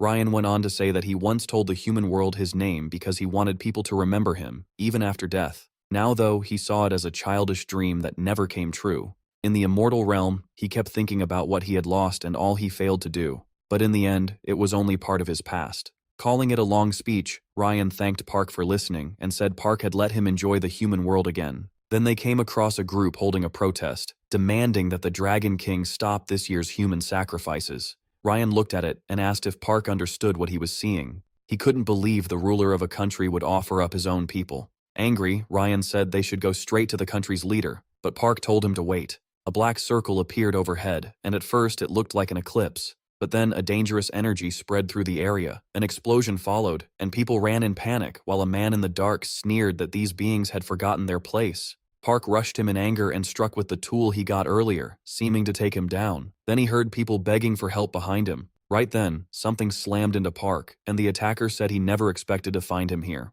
He said Park had wandered into the wrong world, and that was why he was going to kill him. Feeling that energy, Park guessed the man was tied to Nakusha or someone like her. He knew that disgusting aura. It was the same one the woman had felt since the statue was destroyed, and this guy clearly came to kill. Park asked if he was connected to the man he had just beaten. Then he added that the guy could talk all he wanted. He would still answer for everything he had done. The man demanded to know what crimes Park meant. But Park restarted his spell, covering the whole area, and said the one who really had to pay was him. At once, several wooden figures appeared and moved in, taking down the man's followers. A woman yelled at them to stop wasting time and release the phantoms so they could rip the human apart. A moment later, those phantoms, ghosts, were sent straight at Park. Park thought he never expected to use it, but he was glad he had bought that short pipe at the market. He took the drug right away, boosting his strength, stamina, and focus. Then Park grabbed a root-like weapon and said he wouldn't miss any of them, cutting them down one after another. The woman mocked him, saying it didn't matter how many ghost trees fought back. It was like hitting a rock with a toothpick. She barked at her men to release even more phantoms and trap him for good. But seconds later, blood spilled from her mouth, and all her subordinates dropped to the ground too. Twisting in pain, they cried for help. Park stared in surprise and asked if she really thought he'd be dumb enough to use a sword on her. Looking at the smoke, the woman started to realize what it was. Park explained that the drug cleansed his body, but for everyone else, the smoke was deadly poison. He added that the technique was terrifying. With her last breath, the woman called out for her father, then an explosion cut her off. A man appeared and asked if she had just said, "Father," while another grabbed the first and asked if that was who she meant. Seeing the young man, Park realized he was the celestial god Mikasa. A moment later, the man slammed the other one to the ground, and the victim shouted, asking who they were and whether they had any idea who he was. Park's companion answered that it didn't matter. What mattered was the unforgivable sin he had committed against the people. The young man only laughed and said he had been wondering what nonsense they were saying. He told them to remember it on their way to hell and said that, out of curiosity alone, he wouldn't let a single mortal live. Park realized the man wasn't just absorbing the corpses, he was taking their power too. He couldn't understand why innocent people were being used like this. The art was unbelievably strong, and Park had no idea how to stop it. He wondered if he should use the nine-tailed fox fan. He wasn't sure it would work, but he had no better option. The other man said this was an ancient art, and he couldn't believe blood reincarnation had appeared in the human world. Then he asked if Park could lend him his sword. Even in the middle of all that, the man stayed completely focused. Park handed over the blade, and with one slash he split the sphere in two. He said he had no right to judge the man's crimes against innocent people, just because he belonged to the immortal realm. But killing other immortals and using sacrifices to gain power was unforgivable, so someone from the immortal realm had to take responsibility and punish him. He unleashed a flurry of strikes on the young man, and within seconds, the man was dead. Soon after, mortal society moved fast. The terrorists were arrested, and the suspects turned out to be from an organization called Rio Ablem. Meanwhile, that lady watched the news as a man on TV gave his take, saying mortal society had done nothing except record what happened. He told viewers to watch the footage because those two were their former heroes, and Park and his companions' faces appeared on screen. The host said one of them looked very familiar and asked if people remembered him, the hero from a year and a half ago, the one who had cut off the giant bird's head. Later, that man apologized to his lady, saying he wasn't worthy of staying in the mortal realm and would accept whatever punishment came. She then asked Park if, after everything he had done, he still dared to look her in the eye. Park bowed at once, apologizing for the trouble. He noticed she didn't even seem angry. Then the lady told the man to lift his head. She said she wouldn't call his actions wrong, but she was scolding him for being careless. After that, she told Park to get ready for discipline and dismissed them soon after. Both of them. Later, Park returned to his garden and felt like he'd been gone for days. Glad to see it again, he picked up some notes and thought about the item hidden inside that statue. He hadn't expected it to hold any special power. Then the bear popped onto his head and asked if that was Yi's handwriting. Park asked whether that family had done something to him, and the spirit angrily said that family was the reason he was stuck in this form. Park kept studying the scroll, which looked ordinary at first glance. Still, he was sure the writer was King Sejong. The message said he knew he didn't have long to live, but he wasn't afraid of death. What scared him most was watching his son die before him, along with worrying about the people he would leave behind. It said Hyang was getting thinner every day because of a deity's curse, and he feared that after he and his friend died, someone backed by immortals would seize the throne. If that happened, the land could drown in innocent blood and tears again, just as many had died before because of the deities. He wanted to end the time when immortals treated the human world like a toy. Even people without awakened spiritual bodies would need power to face immortals. There was talk of runes from a distant war in the northwest, and if all the letters were joined, their true power would appear, like verses carrying power inside the words. So if someone could form a full text with them, they might achieve something amazing. Park thought he might have been trying to build a language system like the Draco Bone script. The bear said that child's genius was famous even in the immortal realm, and if he had lived one more year, he would have finished it. But Park quickly said he thought the man actually had succeeded. The writing went on to say that anyone good at reading and writing only needed to learn how to activate it. Then, anyone could use the power in those letters. His final wish was that the 28 characters would never vanish from the world, so people could reach their goals more easily. Reading that, Park smiled and praised the dead king, saying the future he dreamed of had come true. Then Park used his power, and the wooden blocks started floating. He was amazed by the attack power, all created through words and sounds made to guide the people. As the text said, if you could picture the word in your mind, reciting it was enough. So Park spoke the word burn, and the objects burst into flame. Park Han-yul stared in shock at what he was seeing, then got excited and kept setting more things on fire. The little bear showed up again and asked who was making all that noise. Then he jumped, shocked, and asked why Park was playing with fire in broad daylight. Landing on his head, he asked how someone who couldn't even make fire without him had suddenly learned to do it and warned him to be careful before the flames spread. Park Han-yul started thinking that when he said the word louder, the fire seemed to grow stronger, or maybe speaking too forcefully made it consume more. He went quiet to think it through, and decided that if he made a longer, more meaningful phrase, he could create something stronger and more useful. Park Han-yul took a deep breath and shouted, calling on the sky to weep and cry, repeating the word sky over and over, but nothing happened. He admitted saying that out loud was pretty embarrassing, then realized he wasn't alone. Sun Banim was smiling after seeing the whole thing. Red-faced, Park asked how long she had been standing there watching, and she started teasing him about his training. Then she said it was fine, and that she respected the effort, smiling at him again, which only made him more embarrassed. After that, Park Han-yul asked why she came, and she said she heard he was entering the celestial battle. She also asked if he had beaten Chal, and said he was getting stronger fast. Then she explained that she'd gone out to prepare for the battle and had found something for him. She added that she was supposed to be looking after him, but lately that hadn't seemed necessary anymore. Then Sun Banim tossed something to Park Han-yul. He asked what it was, and she said it was a scripture sent to him for entering the celestial battle. When he asked who made it, Sun Banim said it came from a sage, his father, which left him stunned. Right away, he got annoyed and demanded to know where she found this man calling himself his father. She answered that she met him in a place called Shenfu. Long ago, Huaneng came down from heaven and gave a special root to a bear and a tiger who wanted to become human. The tiger ran away, but the bear endured it, became the human Unmyo, and later had Dangan Wangyum with Huaneng. That's the story most people know. What people forgot is that Unmyo was never Huaneng's true wife. Huaneng and his family raised the sacred tree of life in Shenfu, a place where heaven and earth were linked. Sunbanam explains that Park Hanyul's father married Huaneng's youngest princess and lived there. She says that after finishing her business in Shenfu and getting ready to leave, a man came to her, warning that his son owed a debt to the palace and would soon be in danger, so he wrote down something important and left it at that. Park Hanyul had always believed his father abandoned the family and ran off. He wasted their money on himself, and the debt fell on Hanyul's mother and grandmother. His father took none of the blame, and in the end his grandmother died for nothing. Now Hanyul grimly thinks his father built a new family and threw the old one away.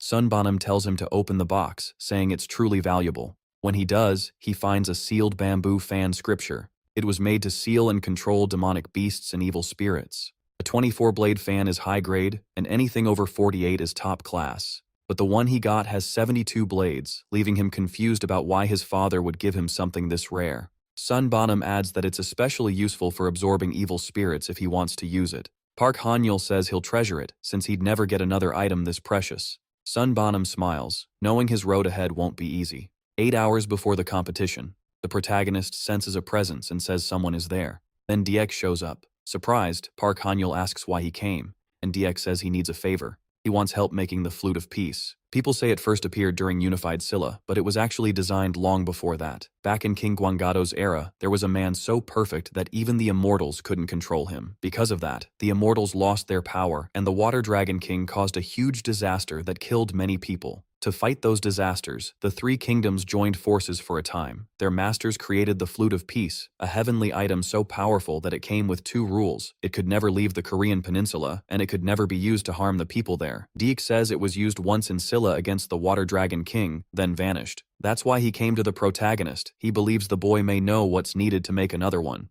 Soon the garden guards will be fewer because of the competition, so he plans to take black jade bamboo from the second garden. For a new Flute of Peace, they need that black bamboo no matter what. But Lei Yuo may grow suspicious, and that could start another clash with the Dragon Palace. Hearing that, Park Hanyul figures Diek plans to take all the blame himself, and he probably wants to do this because of the protests they saw in Gwanghwamun. He also realizes Diek isn't like the other immortals, so he agrees to help. He says Diek is thinking about the people, and someone like that deserves support. Refusing to help would be wrong.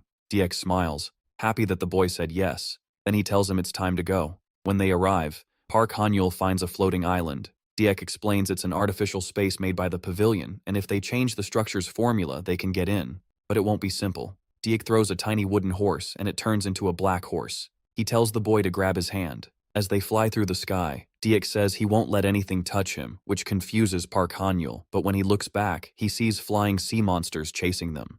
Diek drops him onto the island and says he'll hold them off. Then he rides away. Park Hanyul quickly realizes he has his own problems to deal with there. He takes the mandrake drug and remembers that with the proper sounds for instructing the people, longer, more meaningful words work better. He shouts fast and starts moving quicker. Soon he feels strange energy coming from 2 spots and hopes one of them is the Black Jade Lake. Then a creature attacks him, something that feels even stronger than a celestial immortal. If it has a wood attribute, he knows he'll be in trouble. Still, he says he already took the drug, so getting past him won't be easy. The creature charges, and the protagonist shouts, "Appear!" A brown bear shows up. The lizards try to run, but the bear chases after them. It tells the boy to keep waving the fan. The protagonist realizes there's a reason it's called the God of Fire Mountain. Among the great mountains, spirits with evil in their names are rare, and only one of them can naturally control fire. Legend says people feared that mountain fire would spread through Seoul, so they made a lake around it to hold the fire energy down. The creatures keep fleeing,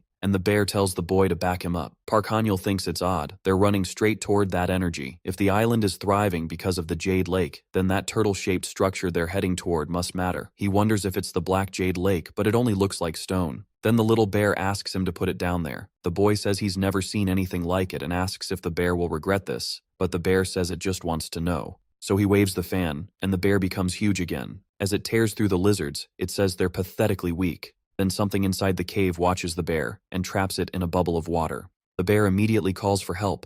the protagonist breaks the bubble with his power. Park Han-yul says this must be the creature acting as fertilizer for the island, and the little bear is shocked that something really was hidden inside. The protagonist wonders if it's a hate. If a baby is already this big, then an adult would be terrifying. He's also stunned that it isn't a lake at all, but a divine beast being used to feed someone's pride, and the Leaf family. The bear says that even as a baby, it's about 2,000 years old, and the way it uses that technique so wildly shows it never learned the basics. Holding the fan, Park Han-yul says this is actually good for the bear. The little animal, now nervous, asks what he means. The boy waves the fan and promises to buy it a jar of honey later to make up for this. Then he seals both creatures inside the fan. Inside it, the monster starts fighting the brown bear. Park Han-yul is glad they both fit. He snaps the fan shut and says it's time to go. As they escape, the boy thanks Diek for helping him get out, but he notices Diek seems oddly short of breath. A second later, he sees that Diek is bleeding. Diek brushes it off, saying he only needs some rest. Even so, Park Han-yul worries, especially with the fight only hours away. Then Diek hands him something, calling it payment for helping with such a hard task. He says it was made by twin dragons from the Garden of Flowers, and he wishes he could offer more from his own collection, but this was all he could secure. The boy stays quiet, and Diek tells him not to look so serious. He deserves far more than that. Park Han-yul thinks the job still isn't over, since the flute of peace still has to be made, and things may reach a point where they can't escape Boo's grasp. Then he helps Diek walk and says they should get moving. Diek smiles and says he knew the boy wouldn't act proud. The two leave together, both smiling. Park Han-yul thinks Diek is strong both as a divine being and as a person. He vows to grow strong enough one day to call him brother without hesitation. Soon, people begin gathering for the competition. The announcer tells everyone they are at Dokdo in the Eastern Ocean. Even before the first match starts, the contestants' energy can already be felt. Then it's explained that the event will work like past tournaments. 2 teams enter, but only one side wins. Some worry this year isn't fair because the fighters come from different worlds. Park Han-yul watches Diek, thinking how he barely showed any sign of injury just a few hours ago. Before it begins, representatives from each nation send greetings to the Water Dragon King and ask for his understanding since the contest is being held in his territory. Then several women begin changing part of the sea between Korea and Japan, linking the 2 islands. This is the sage's power. By syncing with the water dragon's strength, they create a new space. The higher-ups picked the fighters, and each one was checked to make sure they met the rules set by the representatives. A masked woman steps forward, introducing herself as Siva and promising to judge the matches fairly and with honor.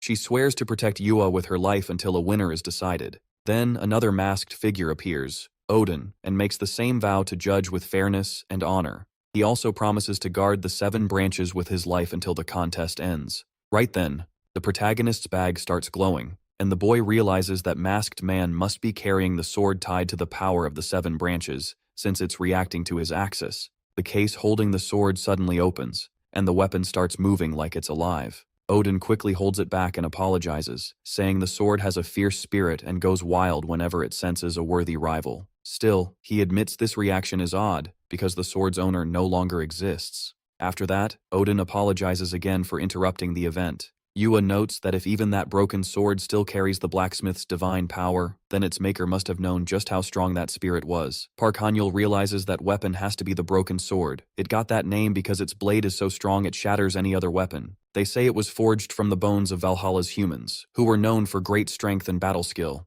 He figures Odin must have been suppressing the sword's power. If not, it might have flown straight at him because of its link to his axis. That means the masked man must have noticed someone there with enough power to make the sword respond. Then the first fighter is announced, Li Ung, and his opponent is a celestial immortal. Someone sits beside the protagonist and says it's a shame. It's Go Hyun-hwa. The boy asks what she means, and she tells him to keep watching. She hates explaining things. When he turns to the arena, Li Ung's opponent summons a Kamaitachi. The weasels rush in, and Li Ung blocks before trying to strike back at the celestial immortal, but the Kamaitachi loops back and lands another hit before he can do anything. The sight leaves the protagonist shocked. Park Han-yul realizes the celestial immortal adapted and got stronger in just seconds. Go Hyun-hwa smiles and asks if he gets it now. He's probably wondering how that opponent is winning without holding a weapon, but on that side, energy itself is a weapon. This match is also showing the gap between Korean and Japanese abilities, with even the royal family watching. The real goal is to leave a lasting image, Koreans defeating the Japanese.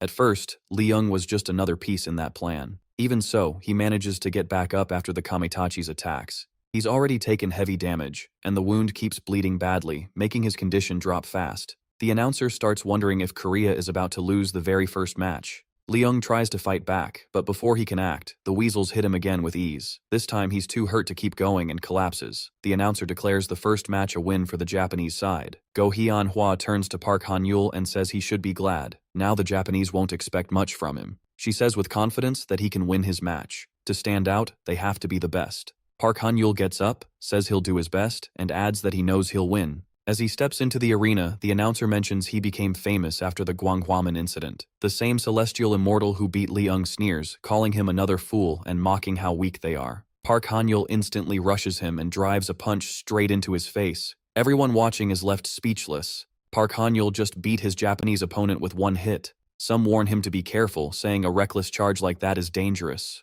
Duke disagrees. To him, the move was clean, and the girl asks how throwing yourself at an enemy with no guard up could count as technique. Duke says it absolutely is. That's the way the protagonist learned to fight. Park Han-yul then takes one of his drugs, boosting his cells and increasing blood production. He thinks it'll help him endure more, though something to stop bleeding would have been a smarter choice. Another Japanese fighter steps into the ring. Park Han-yul gives her a killing stare, and it clearly shakes her. Even so, she says she won't hold back. Then she summons giant samurai statues. He quickly figures out she's using them to keep him from getting close. He tightens his fist, and she assumes he's about to use that same punch again. But she's ready. Instead, one of her statues gets grabbed by a wooden giant. That's when she realizes he can summon a familiar too. The protagonist declares he'll handle this the Korean way. He chooses to use the power of sound and starts with a military chant. Then he sings a Korean military song. The crowd wonders why he's singing, but Park Han-yul recites lyrics telling them not to fear retreat and to face the enemy, because the country's fate is in their hands. As those words ring out, the wooden giants attack one of the samurai. The girl tries to stop it, but the samurai's head is crushed. Park Han-yul smiles. His plan worked. The whole crowd is stunned, because Park has now won 2 matches in a row. He thinks that in a fight, he can't show everything he has. If he does, the next opponent will already know his style, and this competition is just a show for the Yua family and the others. Leung got stuck playing the humiliating role of sacrifice, but Park still has no plan to fool around, because he intends to be the star of this show. The announcer says 2 Japanese immortal-level fighters have already been beaten, and now Park will face a pure immortal. The question is whether he can win again. Looking at the man in the arena, people guess he might be a shinobi. Park Han-yul can tell right away that this man's aura is different from a celestial immortal's, so he assumes the announcer is right, a true, pure immortal. The man immediately throws kunai, and Park Han-yul summons wooden dolls to block them. They explode, and the man comes in again, forcing Park Han-yul to barely dodge. Then the kunai explode a second time, blasting him into the air. As the man moves in for another strike, Park Han-yul casts a spell to escape, grumbling that he nearly got sliced in half. That means he'll have to hit back much harder, so he fires a spell at the shinobi. Annoyed, the bear complains that Park Han-yul left him alone with that guy, but the boy just smiles. The bear asks who the shinobi is and why he wants to fight him. Park Han-yul says he'll explain later. After noticing the crest on the man's clothes, he realizes the shinobi belongs to the Suzuki clan, one of the few who wear the pride of the 3-legged crow. So the bear says he'll take his anger out on the shinobi instead, adding that a pure immortal is no match for him. He launches a non-stop barrage at the shinobi, and the man's armor starts to melt. The bear grins. Sure, this will be easy. He goes in for the finishing blow, but Park Han-yul suddenly tells him to stop. A second later, something strange happens. The melted armor starts moving toward the bear. It isn't normal steel at all, it's magic armor made from flexible metal. The bear calls to the protagonist for help, saying he needs cold energy. Park Han-yul seems to get an idea, and says he'll send it right away. Watching this, the spirit says the energy feels familiar, and seems shocked. Then a giant spirit appears in front of him. Panicked, the bear asks who sent that thing there, begging it to at least say that the protagonist's technique is lighting up the whole area. Soon after, the shinobi shows up in tears, staring hard at Park Han-yul. Park figures that should be enough. Losing is already humiliating, and the man looks exhausted, so he'll probably surrender. But it isn't the shinobi who speaks. A woman beside him steps in.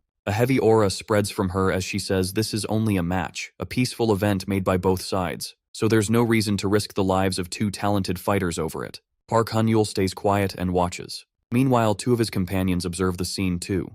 The protagonist realizes that means this man isn't allowed to die here. She adds that he's sickly and had been lent to the sanctuary. Then the woman says she's ashamed. She pitied one of the fighters and interfered in their battle. Because of that, they have the right to pull their participant from the match. Park Han-yeol looks surprised. Yua thanks them for their effort and announces that the young man has now won 3 straight matches. She says she never expected him to have such amazing skill and so many useful items. Park Han-yeol thinks that even as praise, it still sounds insulting. He says he could have done much better if he'd been told about this event sooner, and the woman asks what he means. He replies that thanks to her, he may have drawn even more attention from the mortals. Then he asks if she really thinks awakened ones are just a bunch of idiots. Nearby, the shinobi keeps watching with a dark look. Seeing him, Park Han-yeol actually feels a little sorry for the guy. Not long after, he meets another girl who tells him he did well. She says it's a shame, but he just says it's fine. But the girl made it clear she wasn't talking about Park. In shows like this,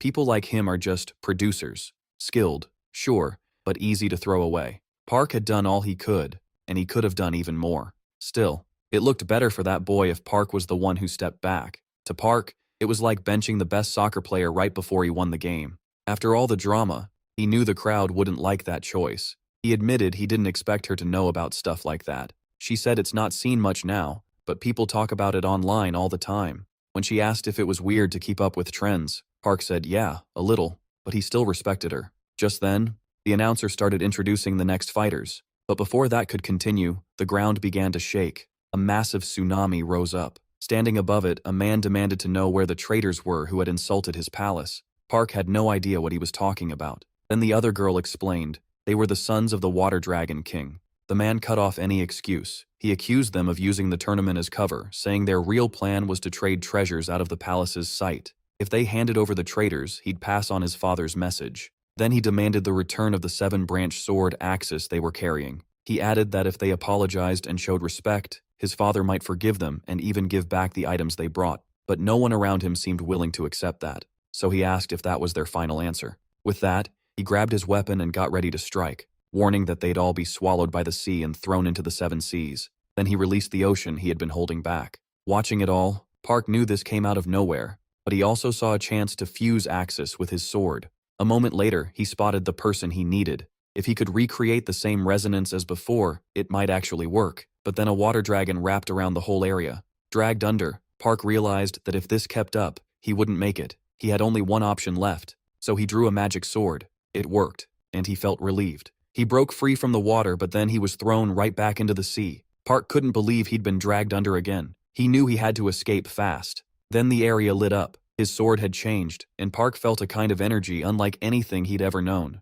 He wondered if this was the golden power of Axis. Maybe being sealed for so long was why the sword held such insane force. It was so strong it was even pushing back his own power. The power was simply too much, and if it kept building, his body wouldn't survive. He had to let it out. But then he froze in shock, realizing a single swing had already damaged space and time. What scared him even more was that the magic seemed to be swallowing him. He started falling into it. Sometime later, Park landed in a place he didn't recognize. He looked around, stunned, wondering where he was. He guessed the sword's huge power had made a new space-time. It was even worse than the garden gates that led to another dimension.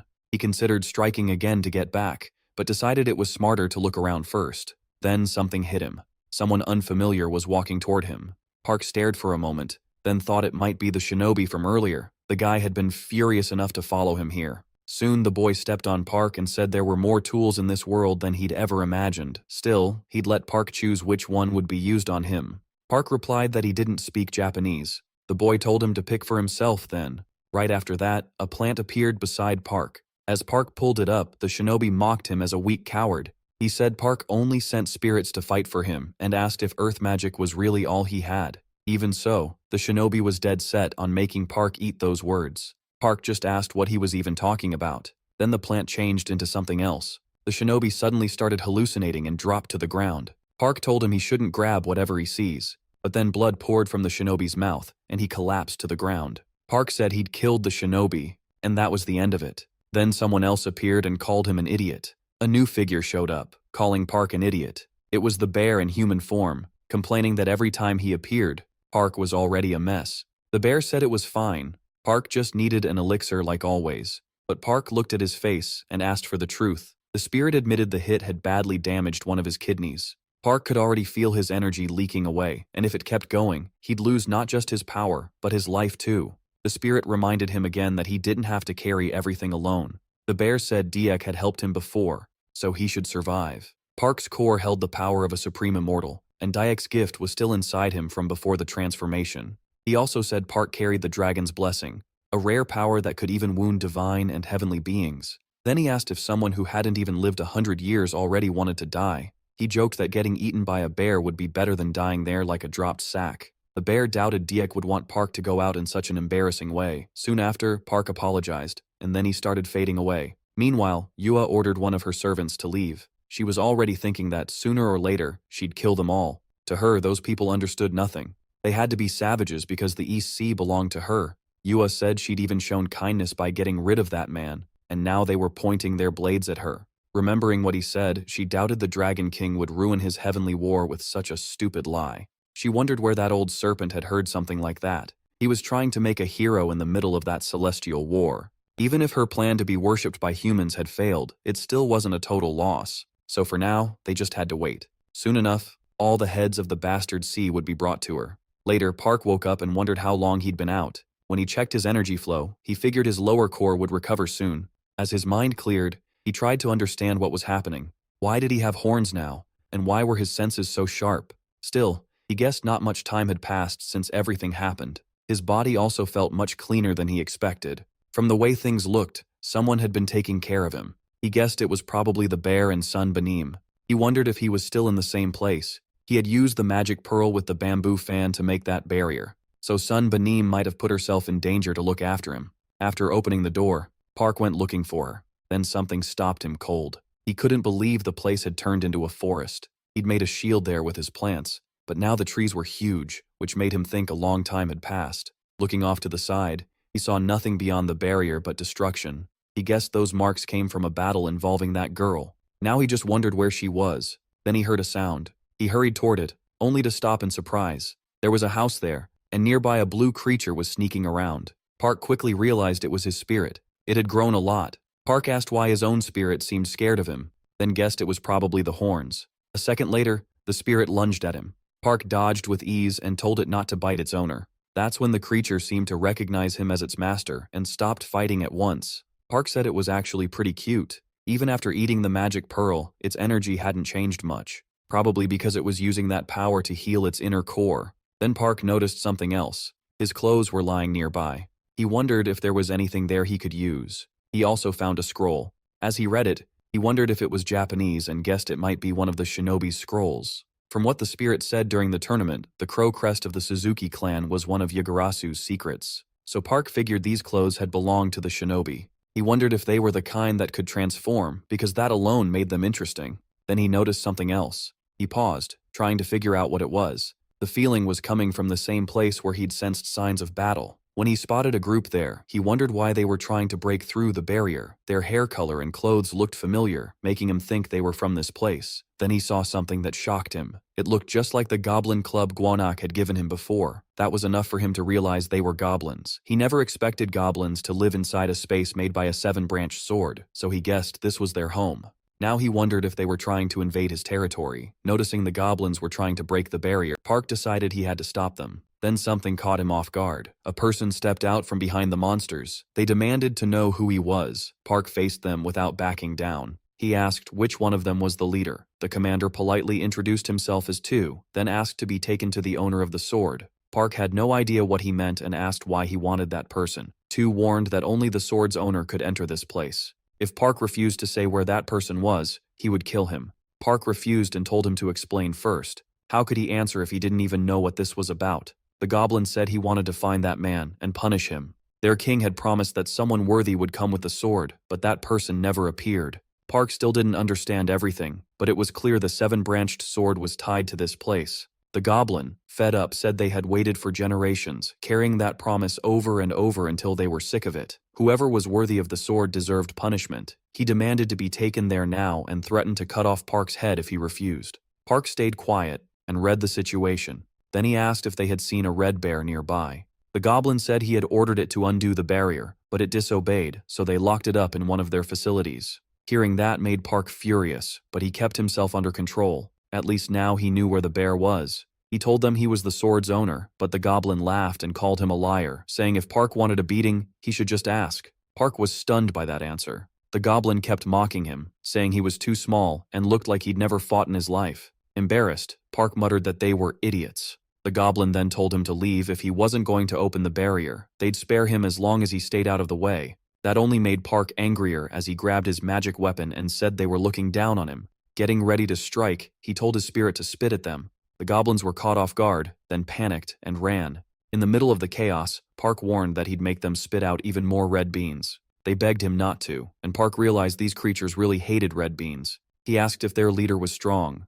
They said yes, she was unmatched with a staff. Park wasn't convinced that skill with a staff alone meant real strength, so he pressed for more. And the goblin added that she also had a golden treasure. Right then, a voice cut in and said he didn't need to know anymore. A scarlet-haired figure appeared above them. She called the goblins fools for trusting a stranger, and Park guessed she was their leader. She scolded her subordinates for dragging her there and said their stupidity would get them locked up for 10 years. Then she trapped them inside a divine item. Park guessed that was the treasure they mentioned, and if she led them, she was probably dangerous. So he decided to start with red beans. He attacked first, but she dodged with ease. She praised the move, saying it might work on her underlings, just not on her. Then she called her spirits out of the artifact. Park was surprised by how strong she was and knew he had to be careful. He readied another technique and sent his spirit after her. A fierce fight broke out. The goblin leader asked what he thought of her skills, adding that she hadn't had this much fun in a long time. Park didn't answer. Instead, he remembered someone once saying a staff like hers could do anything, but right now that sounded less like a boast and more like the truth. The bear spirit had called it a goblin staff, able to do whatever its user imagined. Goblins didn't think deeply, so they fought by instinct instead of planning. They also had amazing bodies and strong bones, and with enough will, they could have ruled the world. Back in the present, Park wondered if this leader simply imagined better than the fools he met before. She wasn't scared of his red beans at all, so he had to think fast. A glance at the barrier gave him an idea, but before he could act, the goblin leader noticed and attacked, forcing Park to barely block her strike. She snapped at him for looking anywhere but at her during a fight. Park said nothing as he broke her attack, then spun behind her with a counter, but she barely escaped. The leader summoned her spirits again and landed a hit on Park. An explosion went off, sending him crashing to the ground. She asked if he'd finally hit his limit and if it was time to end this. Then she told him to start begging. All of her spirits rushed at him, and she planned to trap him with the bear once he started screaming. But Park got back up, saying the one who laughs last laughs best. He summoned wooden golems, each carrying jars full of red beans. They dumped the beans all over the goblin leader, and she was shocked. But her artifact absorbed everything. Park said she'd been waiting for him to scream, but that was her big mistake. He grabbed the artifact and ordered the bear to come out. The spirit popped out at once, saying it knew Park would save it. Then it complained that Park was an idiot for leaving it trapped long enough to get sad. Park asked how long it had been stuck there, and the bear said more than 150 days. Time moved differently in this world, but not by much. Park said they needed to get out fast if that was true. After that, he released the goblins from the artifact and asked if the woman really was their leader. She looked him over and said he was short but broad-shouldered.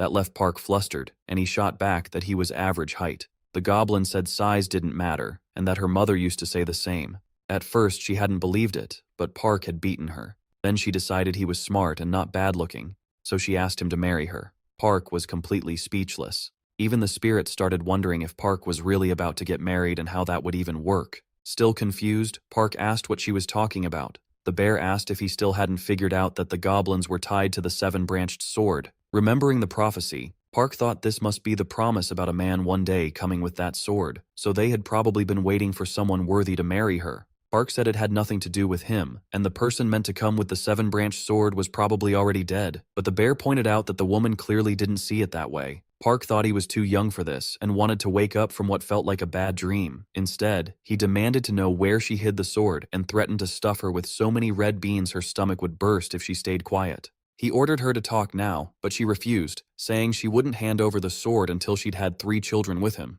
Park immediately told them to bring more red beans. Watching all this, the bear said that probably wouldn't get him anywhere. Park admitted goblins were insanely stubborn, so forcing an answer out of her would be hard. The bear asked why he didn't just marry her then. They'd been trapped there so long they probably didn't understand things normally, and he couldn't force them anyway. Besides, that artifact was their greatest treasure. Since time moved differently here, the bear suggested Park could marry her and stay a while. Park realized this approach wasn't getting him anywhere. So instead of threatening her, he decided to try bribery. A little later, the goblin woman started waking up. She was tied up, and food had been placed in front of her. Park noticed she was awake just as she repeated that she wouldn't say anything until he married her. Park told her that changed nothing. He said she could think it over while he ate. Then he started talking about how good the rice cakes were. Watching him eat made her crave them badly, and she admitted she wanted one. Park tossed a piece into her mouth, and she instantly loved it. She begged for another. With a sly grin, Park watched her gobble them down. Even then, she insisted this didn't mean she'd changed her mind. They still had to have 3 children. While she kept chewing, Park mentioned there were only 2 rice cakes left. Her eyes filled with tears as she begged for just one more. Park picked up another, leaving only one, and started eating it. That crushed the goblin, and she sadly muttered that she only wanted to marry someone. Park said they could marry someday, just not now. She didn't buy it and accused him of meaning 100 years later, which was way too long for her. Holding out another plate, Park said he'd give it to her. He said he could even teach her how to make that food herself. With the plate in her hands, the goblin finally seemed to agree. Park figured waiting until he was 120 to marry wouldn't be so bad. A bit later, she cast a spell and brought out a strange chest. Park asked if it was a treasure box, but she said she wasn't sure. Her mother had just passed it down to her. Then she looked around for something, found it, and handed it to Park, telling him to take it. She said it was a sign of their engagement. Park asked what it was, and she told him they were seeds. That only made him more confused. What was he supposed to do with seeds? Then his expression changed in surprise. These days, hardly anyone cared about the old stories of the Decobes. Most people just wanted to stand out. So if they got their hands on something like this, goblins, though, are honest about wanting to keep what they like. They trade skills and items pretty freely, but if someone has a rare talent, they won't give it up easily. That's why dealing with them can get messy fast. So the easiest way to negotiate with goblins is to offer something they're good at or really want. Taking the seed, the bear said it had to be valuable somehow. He told Park to ask the goblin about it. Park wondered if he was really allowed to keep something that precious. He called out to the goblin, and she sweetly answered him as love. Park asked where the seeds came from. She said her grandmother brought them from her old world before coming here. She went on to say the seed originally belonged to one of the ministers she mentioned before. That man was known for growing herbs and medicine plants, and he could travel between worlds. But one day he was ordered to cure a sickness that couldn't be cured. He failed, got locked up, and was left to starve. Before dying, he gave the seed to her grandmother for hiding the rest of his family. Park asked if the man had been a herbalist. Hearing that, Park realized the book he'd been trying to read for making medicine was probably that man's.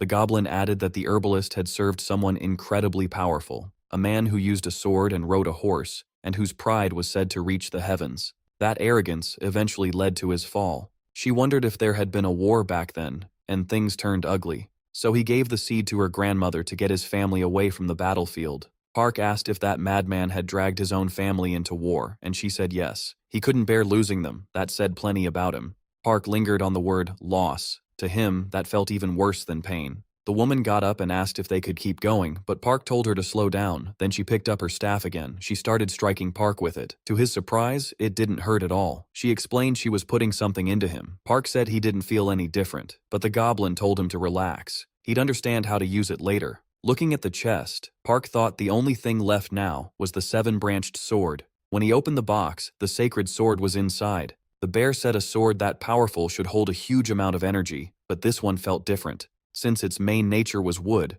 Park had no reason to hesitate. Park answered that wood's opposite was earth. Even so, the bear warned him not to stop no matter what happened. Seeing the energy rising, the bear told him to do it anyway. Park grabbed the sword, and a huge beam of light swallowed him. He struggled to control it.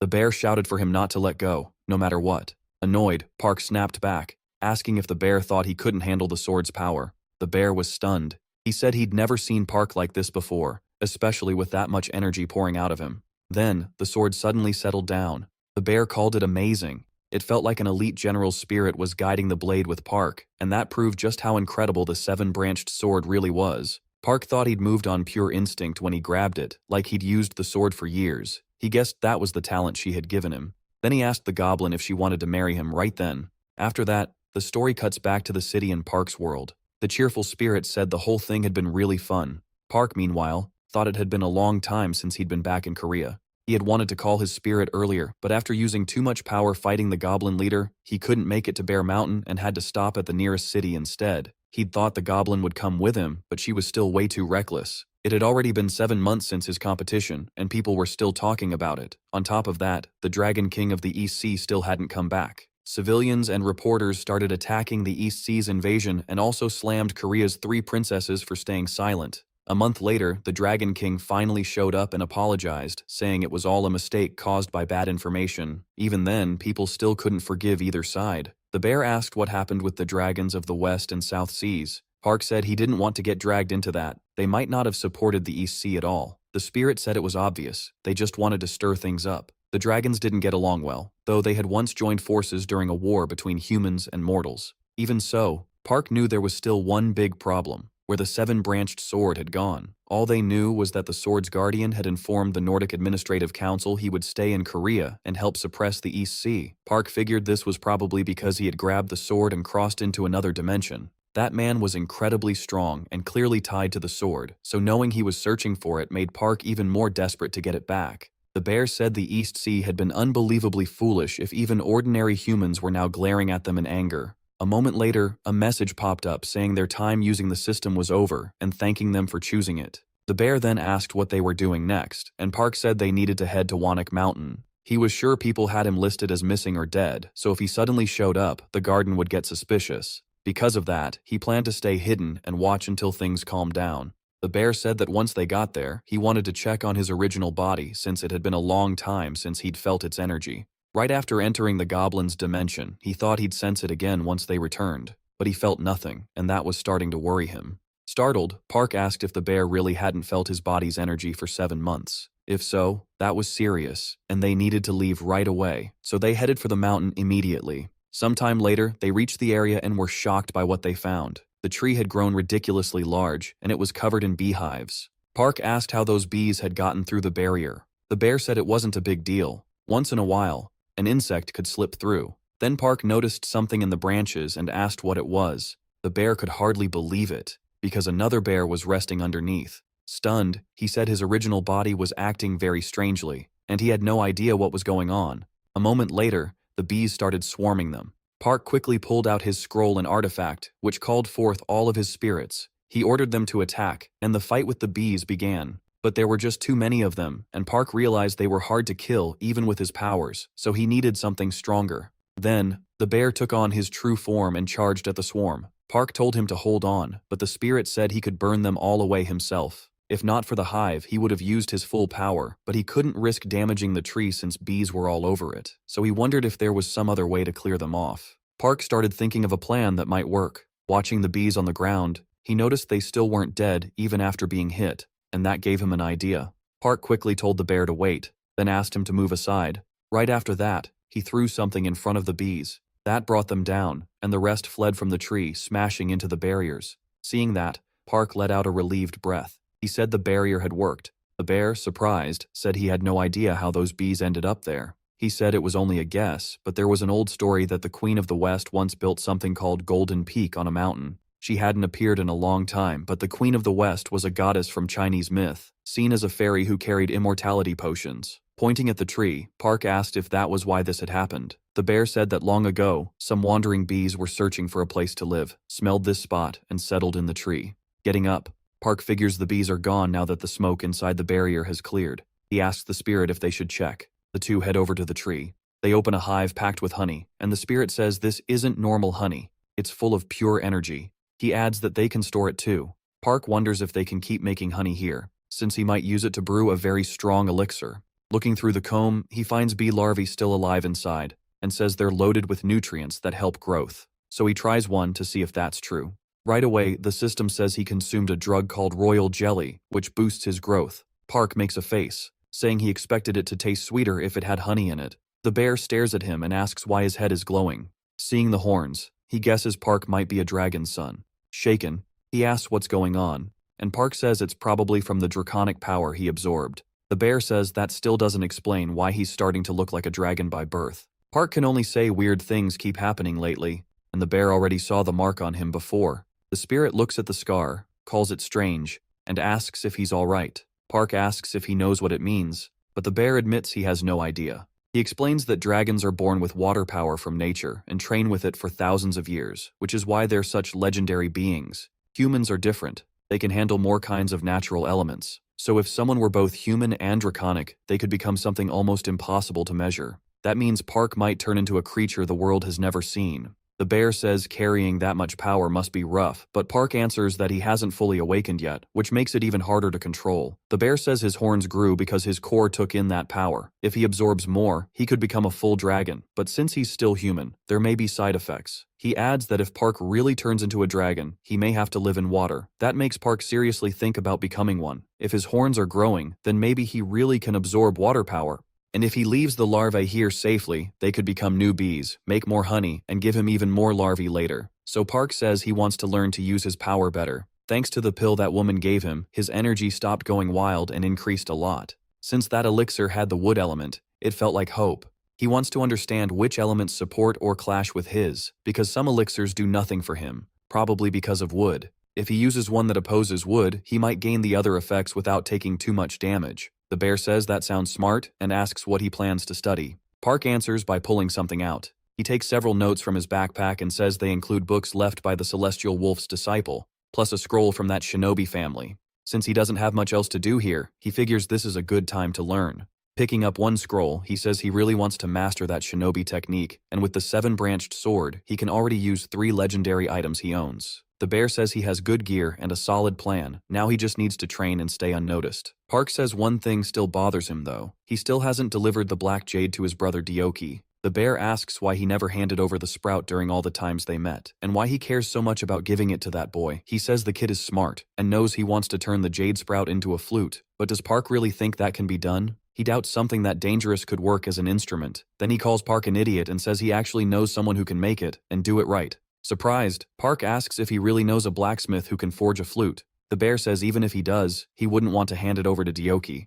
Park tells him to calm down, he's interested in that flute too. The bear asks if he means that, and Park says yes. He'll give it to Dioki's brother. To him, using it himself or delivering it wouldn't change much anyway. The bear accepts and says they'll leave right away. The smith he wants to introduce is called the God of Fire. Long ago, he settled a debt involving his nephew and sister. That's why they're heading to Mount Kua. When Park asks where it is, the bear says it's in North Korea. Park is stunned, then asks if the bear is North Korean and if the boy really has a sister. The bear says Park has it wrong. The mountain named after his sister isn't that other mountain, and he isn't that place's spirit. Still, his nephew is called Dangan, and according to the woman, 3 great powers rule the whole North Korean peninsula. It seems the bear's sister is in Azadal on Mount Kua. After some time, Park and the bear reach their destination. Park can hardly believe it. They're really in North Korea. The bear says this is one of the strongest places in the country. Park asks why he can't see anything. Back in human form, the bear tells him to stay close. Park says it still feels far away, but the spirit tells him they're already there. Then Park notices something and freezes. 2 giant statues stand before him. They speak, asking who they are, because Azadal doesn't allow uninvited guests. The spirit tells Park to say the red bear from Mount Gwanak has come to visit. The statue tells them to wait, and the bear adds that he brought a snack. Park is impressed. The guards got tense as soon as they heard who he was, and now the bear really does seem like someone important. Even so, Park still can't sense the place itself. Then he suddenly stumbles, saying he feels dizzy, shocked by what appears next. A huge city is right in front of him. Park realizes the village was hidden with magic and wonders how so many people live here. The bear says not everyone inside is kind like him, so before hiding Azadal from the human world, they chose who was worthy to stay. There's one rule. Even life and death belong to his nephew, who decides who gets to live there. Park thinks that sounds a lot like the so-called Great Leader of the Northern Paradise. A group approaches and says the leader wants to see the spirit. The bear quickly asks which leader. The man says the Great Mother is waiting at the main house, then asks about Park. The spirit calls him a trusted subordinate. Satisfied with that answer, the man tells them to follow. A while later, they head deeper inside together. With Park apparently blindfolded, the guide says they've arrived. Still unable to see, Park assumes this must be the main house. He says the palace here is beautiful, though something about the place feels off. Then a girl appears in front of him. She steps forward and thanks them for coming, apologizing if her request caused trouble. The guide leaves, leaving only Park, the spirit, and the woman. She says it's been a long time and that she missed him very much. Then she hugs the bear in human form, saying her brother hasn't changed at all since he vanished without a word, and she'd been worried sick. In a tense voice, she says he must be tired from traveling so far and should get some rest. At that point, Park starts to understand what's going on. The girl tells him not to worry, it's only temporary. She asks if he's scared of her, saying she's the only family her brother has left since they're still beasts from the forest. But what really interests her is Park. Why is a dragon here serving as her brother's subordinate? Park removes his mask and says, monster would be a better word. A little later, they sit down to talk, and Park Han-yul explains how they ended up there. Eunmyo says she understands. Even so, the story sounds way too wild to her, so she asks if he's lying. He says no. Wonuk trusted him, and that's why he was brought here. A lot happened, and he had to keep the fact that he was a monster hidden. That's why they came looking for help and answers. She takes a breath and says she understands. But sadly, the fire deity isn't here. That catches Park Han-yul off guard.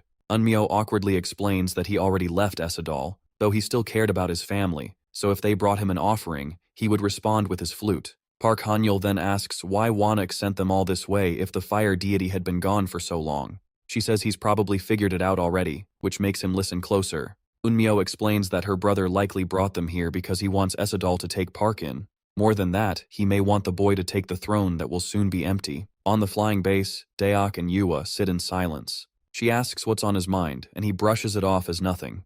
Yua then asks if he isn't happy to be part of the meeting, since he said he wanted to lead the attack on the East Sea. Daok says that after the Sea Dragon King attacked them and they lost the seven-branched sword, their side kept taking heavy damage. A lot of innocent people died because of it too, so he can't forgive them. No matter what, he plans to make them pay. Yua warns him not to get reckless. The sea creatures are enemies now, and they have to wipe them out completely. If he talks like that again, she'll strip him of command. Daok chooses to follow her orders. Yua thinks about how everyone agreed on the subjugation.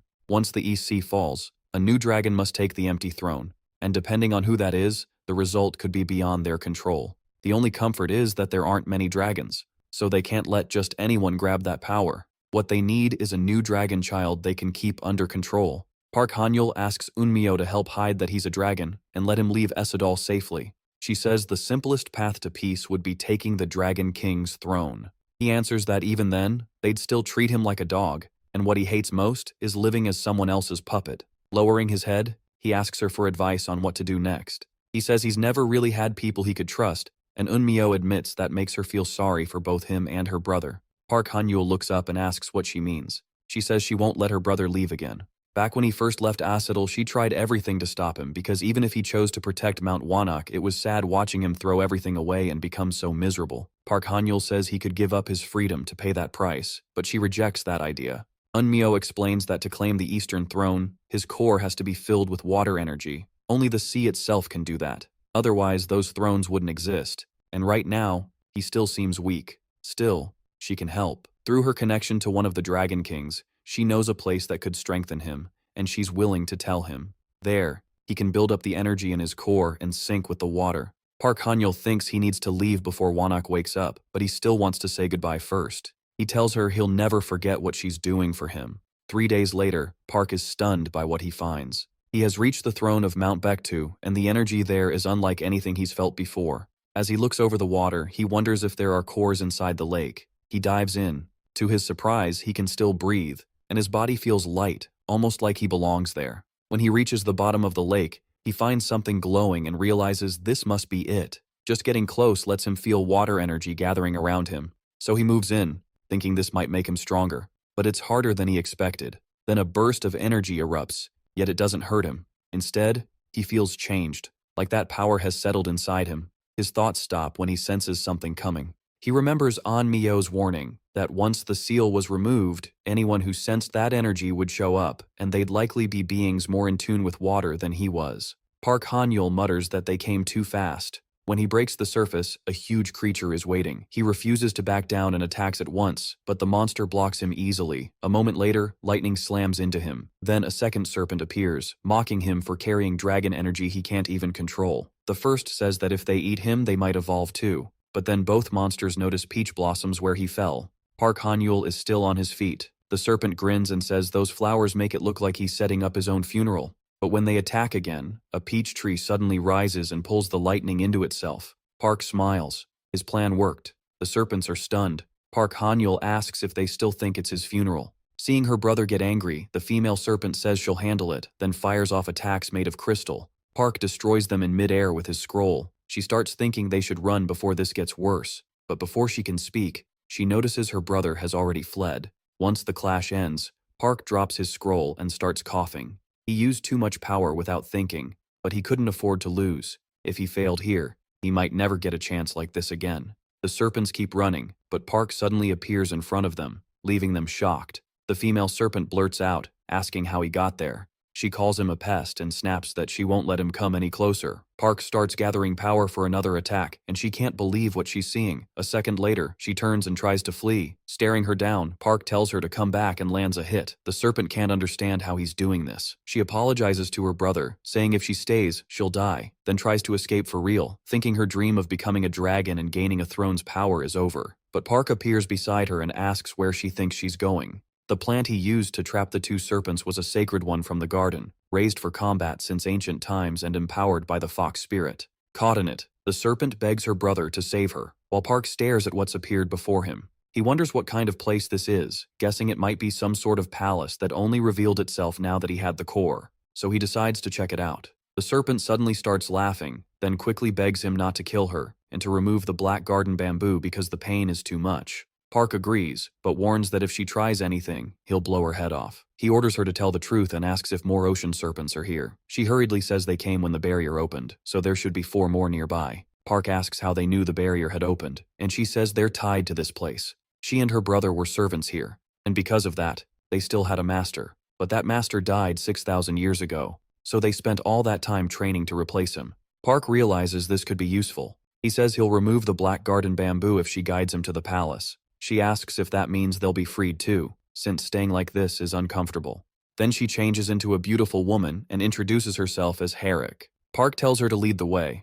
The girl returns, looking sad, saying it's a shame she and her brother ended up like this, though she's glad they're still alive. Inside the palace, they stop in front of a huge door. Herrick explains that everything in this place moves with the core, and the water bearer can use it freely. After her old master died, it became a sacred site, so no one unworthy could enter or open the barrier. Park thinks the strangest part is that outside there was water and fish floating in it, almost like he could build a garden there. As they keep walking, the serpent tells him this is the Dragon Palace vault, and only the core bearer can open it. Everything her master owned is stored inside. Park casts a spell and says they should check the place properly. A moment later, the vault opens. Inside, everything is spotless. Then he notices a huge bookshelf and is caught off guard. At first glance, the books don't look special, but once he opens one, he sees it's a martial arts manual. The serpent, still in human form, explains these are dragon techniques, and her old master had mastered every one of them. Park asks what she and her brother had been training all this time if they wanted to take over this place. She says most creatures found masters to guide them, but after their master died, she and her brother had no one, so they just trained however they could. Park realizes that's why she was so desperate to come back. If what she said was true, they might even become dragons by learning these techniques the right way.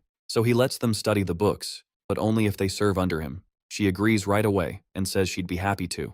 Park hands her a book and says that's her first job, then tells her to get ready for guests. Seeing how natural she looks as a human, he wonders if all sea creatures can transform like that. He also gets curious about what her brother looks like in human form. Sometime later, a man sits at a table with a drink. Park thinks he never expected a god like this to meet him in person. Even as just a pure immortal, his dragon energy earns him respect, so Yuo is treating him seriously. The man asks why Park came to see him so soon after arriving at the palace. Park pulls out a piece of bamboo and says he needs a favor. The man recognizes it as black jade sprout bamboo, and Park asks him to turn it into a flute of peace. Hearing that, the man calls him a pretty greedy young man. Park quickly says he has no bad intentions. The man tells him he doesn't need to explain. Park should calm down, since making things is his job. After checking the bamboo, he says the size is good, and it should make an excellent flute, so he'll do his best. Park can tell from that quick judgment that the man really is a top craftsman. Then he says there's one more thing he wants. He pulls something from a spell, and a sword appears.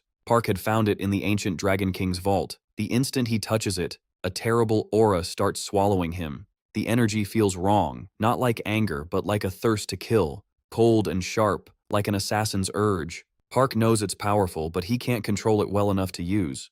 Looking at the blade, the man says there's definitely something strange about it. He reaches for the sword. Park quickly tells him to stop. He warns that this weapon isn't like an ordinary sword. Even so, the man picks it up without trouble. Park is stunned, since he himself could barely keep it under control. He figures that's the skill of the world's greatest craftsman, the fire deity. The man explains the sword carries a dark force made by the northern dwarves.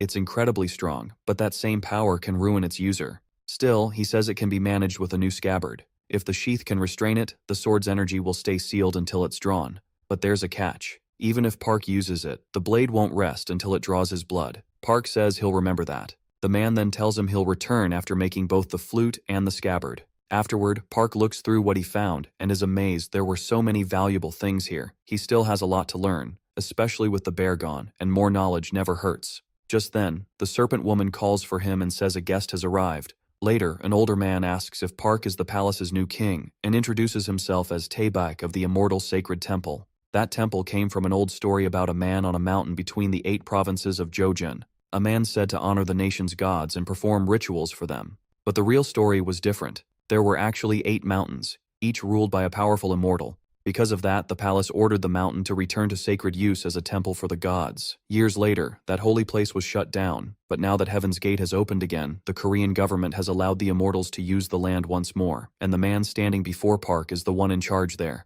the current master of that mountain. Park greets him politely and says he should have visited first, but Taebak brushes it off, saying he was just passing through and decided to stop by. He adds that he brought a disciple with him. The girl introduces herself as Shin, Taebak's youngest disciple, and says it's nice to meet him. Park is surprised when he sees her. He tells them to come inside and sit. A little later, the 3 head further in. As they walk, Park thinks the girl has changed a lot. Now she's that priest's disciple, and the whole visit feels strange. He can't guess what Taebak really wants. Soon Taebak asks about Park's connection to the ordinary bears. Park says they're difficult beings, but they hold countless things between heaven and earth. Even so, he owes them a lot, and he only became close to one because they had a long relationship. Taebak points out that Park isn't even 100 years old, yet he's already a pure immortal and owns a palace. He says very few young people rise that far that fast. Then he introduces his disciple properly, saying she's young too, highly talented, and nearly at the celestial immortal stage.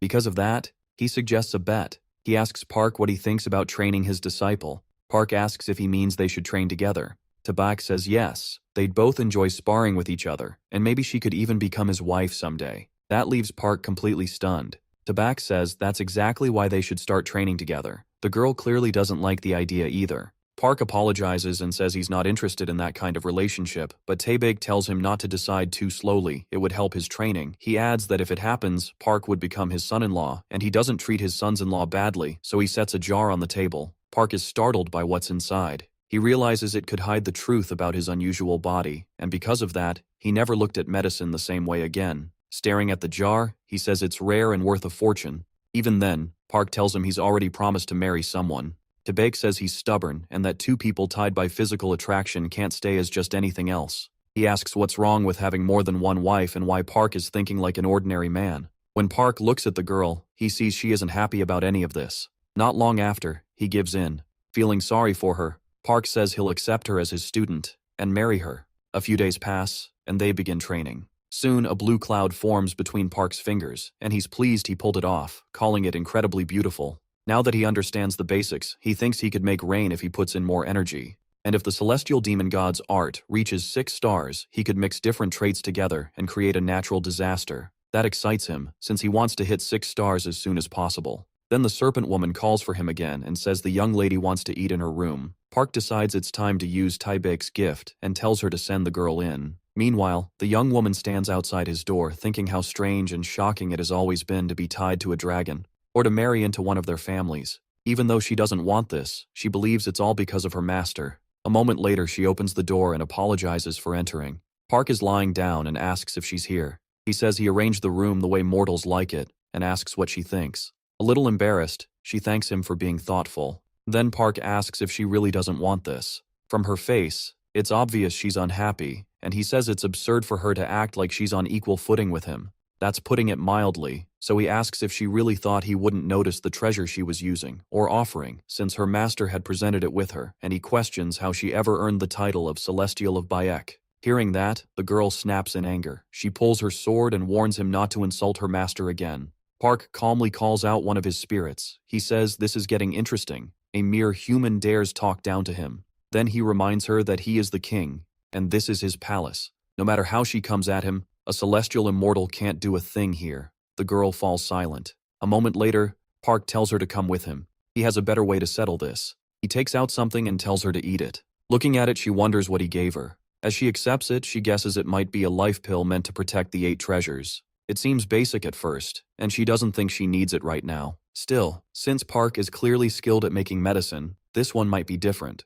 So she tries it, figuring there's no harm in tasting it once. The effect shocks her. The pill is made so well it has no smell or taste, nothing like her master's medicines. On top of that, her old internal wounds vanish, and her power starts rising. Stunned, she asks what technique he used. Park says it's simple, top ingredients and great skill. His methods are special, so she should be glad, and that makes her master someone he can't ignore. He also makes it clear he has no plan to use the art of unlocking the scepter on her. Instead, he asks what she thinks about pretending to be husband and wife. She asks if he really believes her master wouldn't learn the truth, and Park counters by asking whether her master wouldn't want the medicine he can make. That makes her realize what he's getting at. Park says he'll keep refining pills for her, so she should hand over the blue void eye. After feeling the pill boost her strength, she has no reason to doubt him. She agrees, but asks for one promise. Since the blue eye is so valuable, he has to tell her before he uses it. Park jokes that if she ever thinks he's wasting it, she'll just run crying to her master. Then she asks what he even plans to do with it.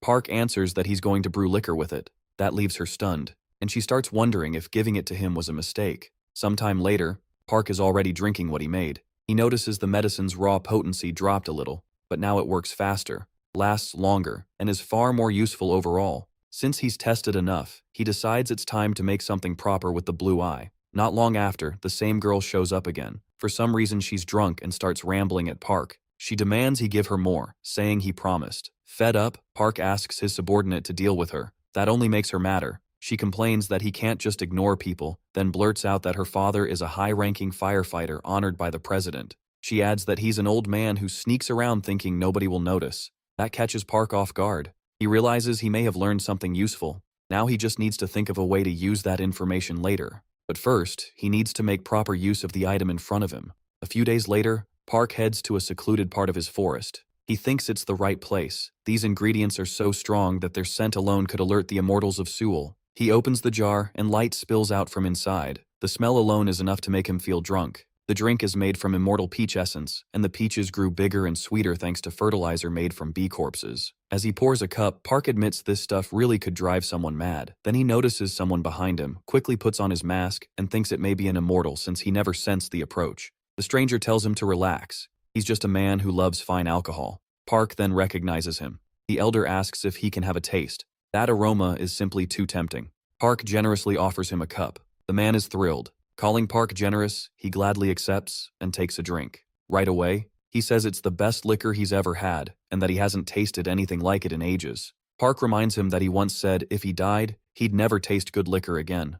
He also notes that the junior the man introduced to him still hasn't shown up. This elder used to wander the world, but after falling for palace liquor, he settled in the northern mountain territory. He's one of the 8 Chinese immortals, a dragon slayer who crushed evil with the celestial evasion sword. His name is Dong Bai. Park says that means he should greet the new ruler of heaven and earth, the immortal sword. But Dong Bai says his old agreement with that young man is over, so now he'll treat Park as a brother, and asks if he knows that. Park asks if calling a dragon king his brother doesn't break any rules. Dong Bai admits it's awkward, but says he didn't know at first that Park was the new dragon king. Park says a man like him should know how precious this liquor is. Its aroma alone feels like the work of a genius. Or maybe a verdict from heaven. The elder quickly tells him to stop. He's embarrassed enough already, and he can't stand hearing any more of that. Park thinks that even if their deal started for farming, he still has to choose whether to be strict or fair about it. He then says his seniors might scold him if they heard Dong Bai using such a high title for him, so they should take the liquor and head together to his ancestral sanctuary. Dong Bai says that sounds perfect. He thanks Park for saving his life and says if Park ever needs help, he only has to ask. Park immediately asks for a favor. The celestial evasion sword is a legendary sword art. It was tied to the mysterious immortal Long, who became obsessed with slaying a demonic dragon. Though he used only one sword, the art was unlike normal martial techniques. It wasn't based on common power methods. Both men had mortal bodies and fought with swords, which made it even more useful to Park. So Park asks Dong Bai to teach him the sword technique, figuring there's no reason not to learn it. 2 days after leaving the demon's lair, a giant creature crawls through the area. Inside a house, a boy tells his brother everything will be okay, and time will heal things. Then the creature appears, and the boy rushes toward it. Tears in his eyes, he clings tightly to his brother.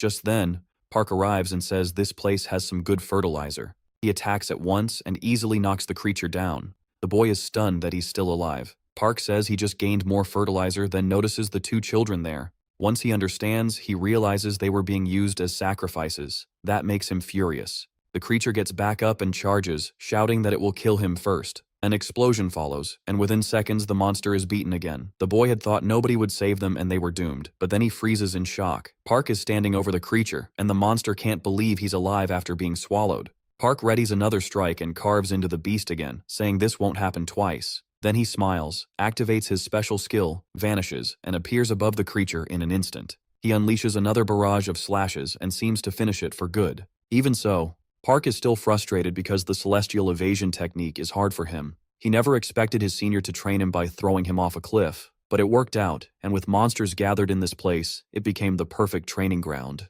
Soon after, one of the boys comes up and thanks him. Park asks if the two of them are from the immortal world. The boy says yes, though he himself inherited no powers, only his family line's shamanic language remained. Then voices nearby ask who's there, and Park's spirit attacks them at once. Park stands beside the spirit, watching coldly. He remembers what the boy told him.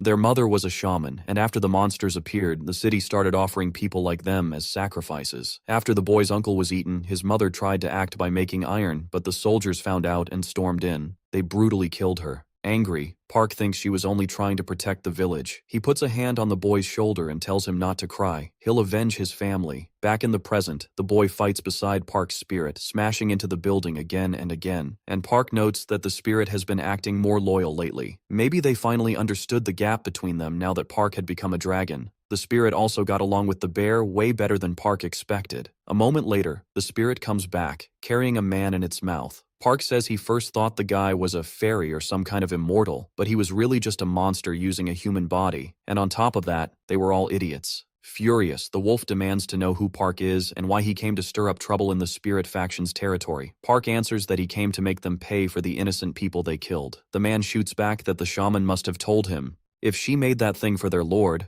then nothing could have changed. Park pauses, wondering if they really had a lord.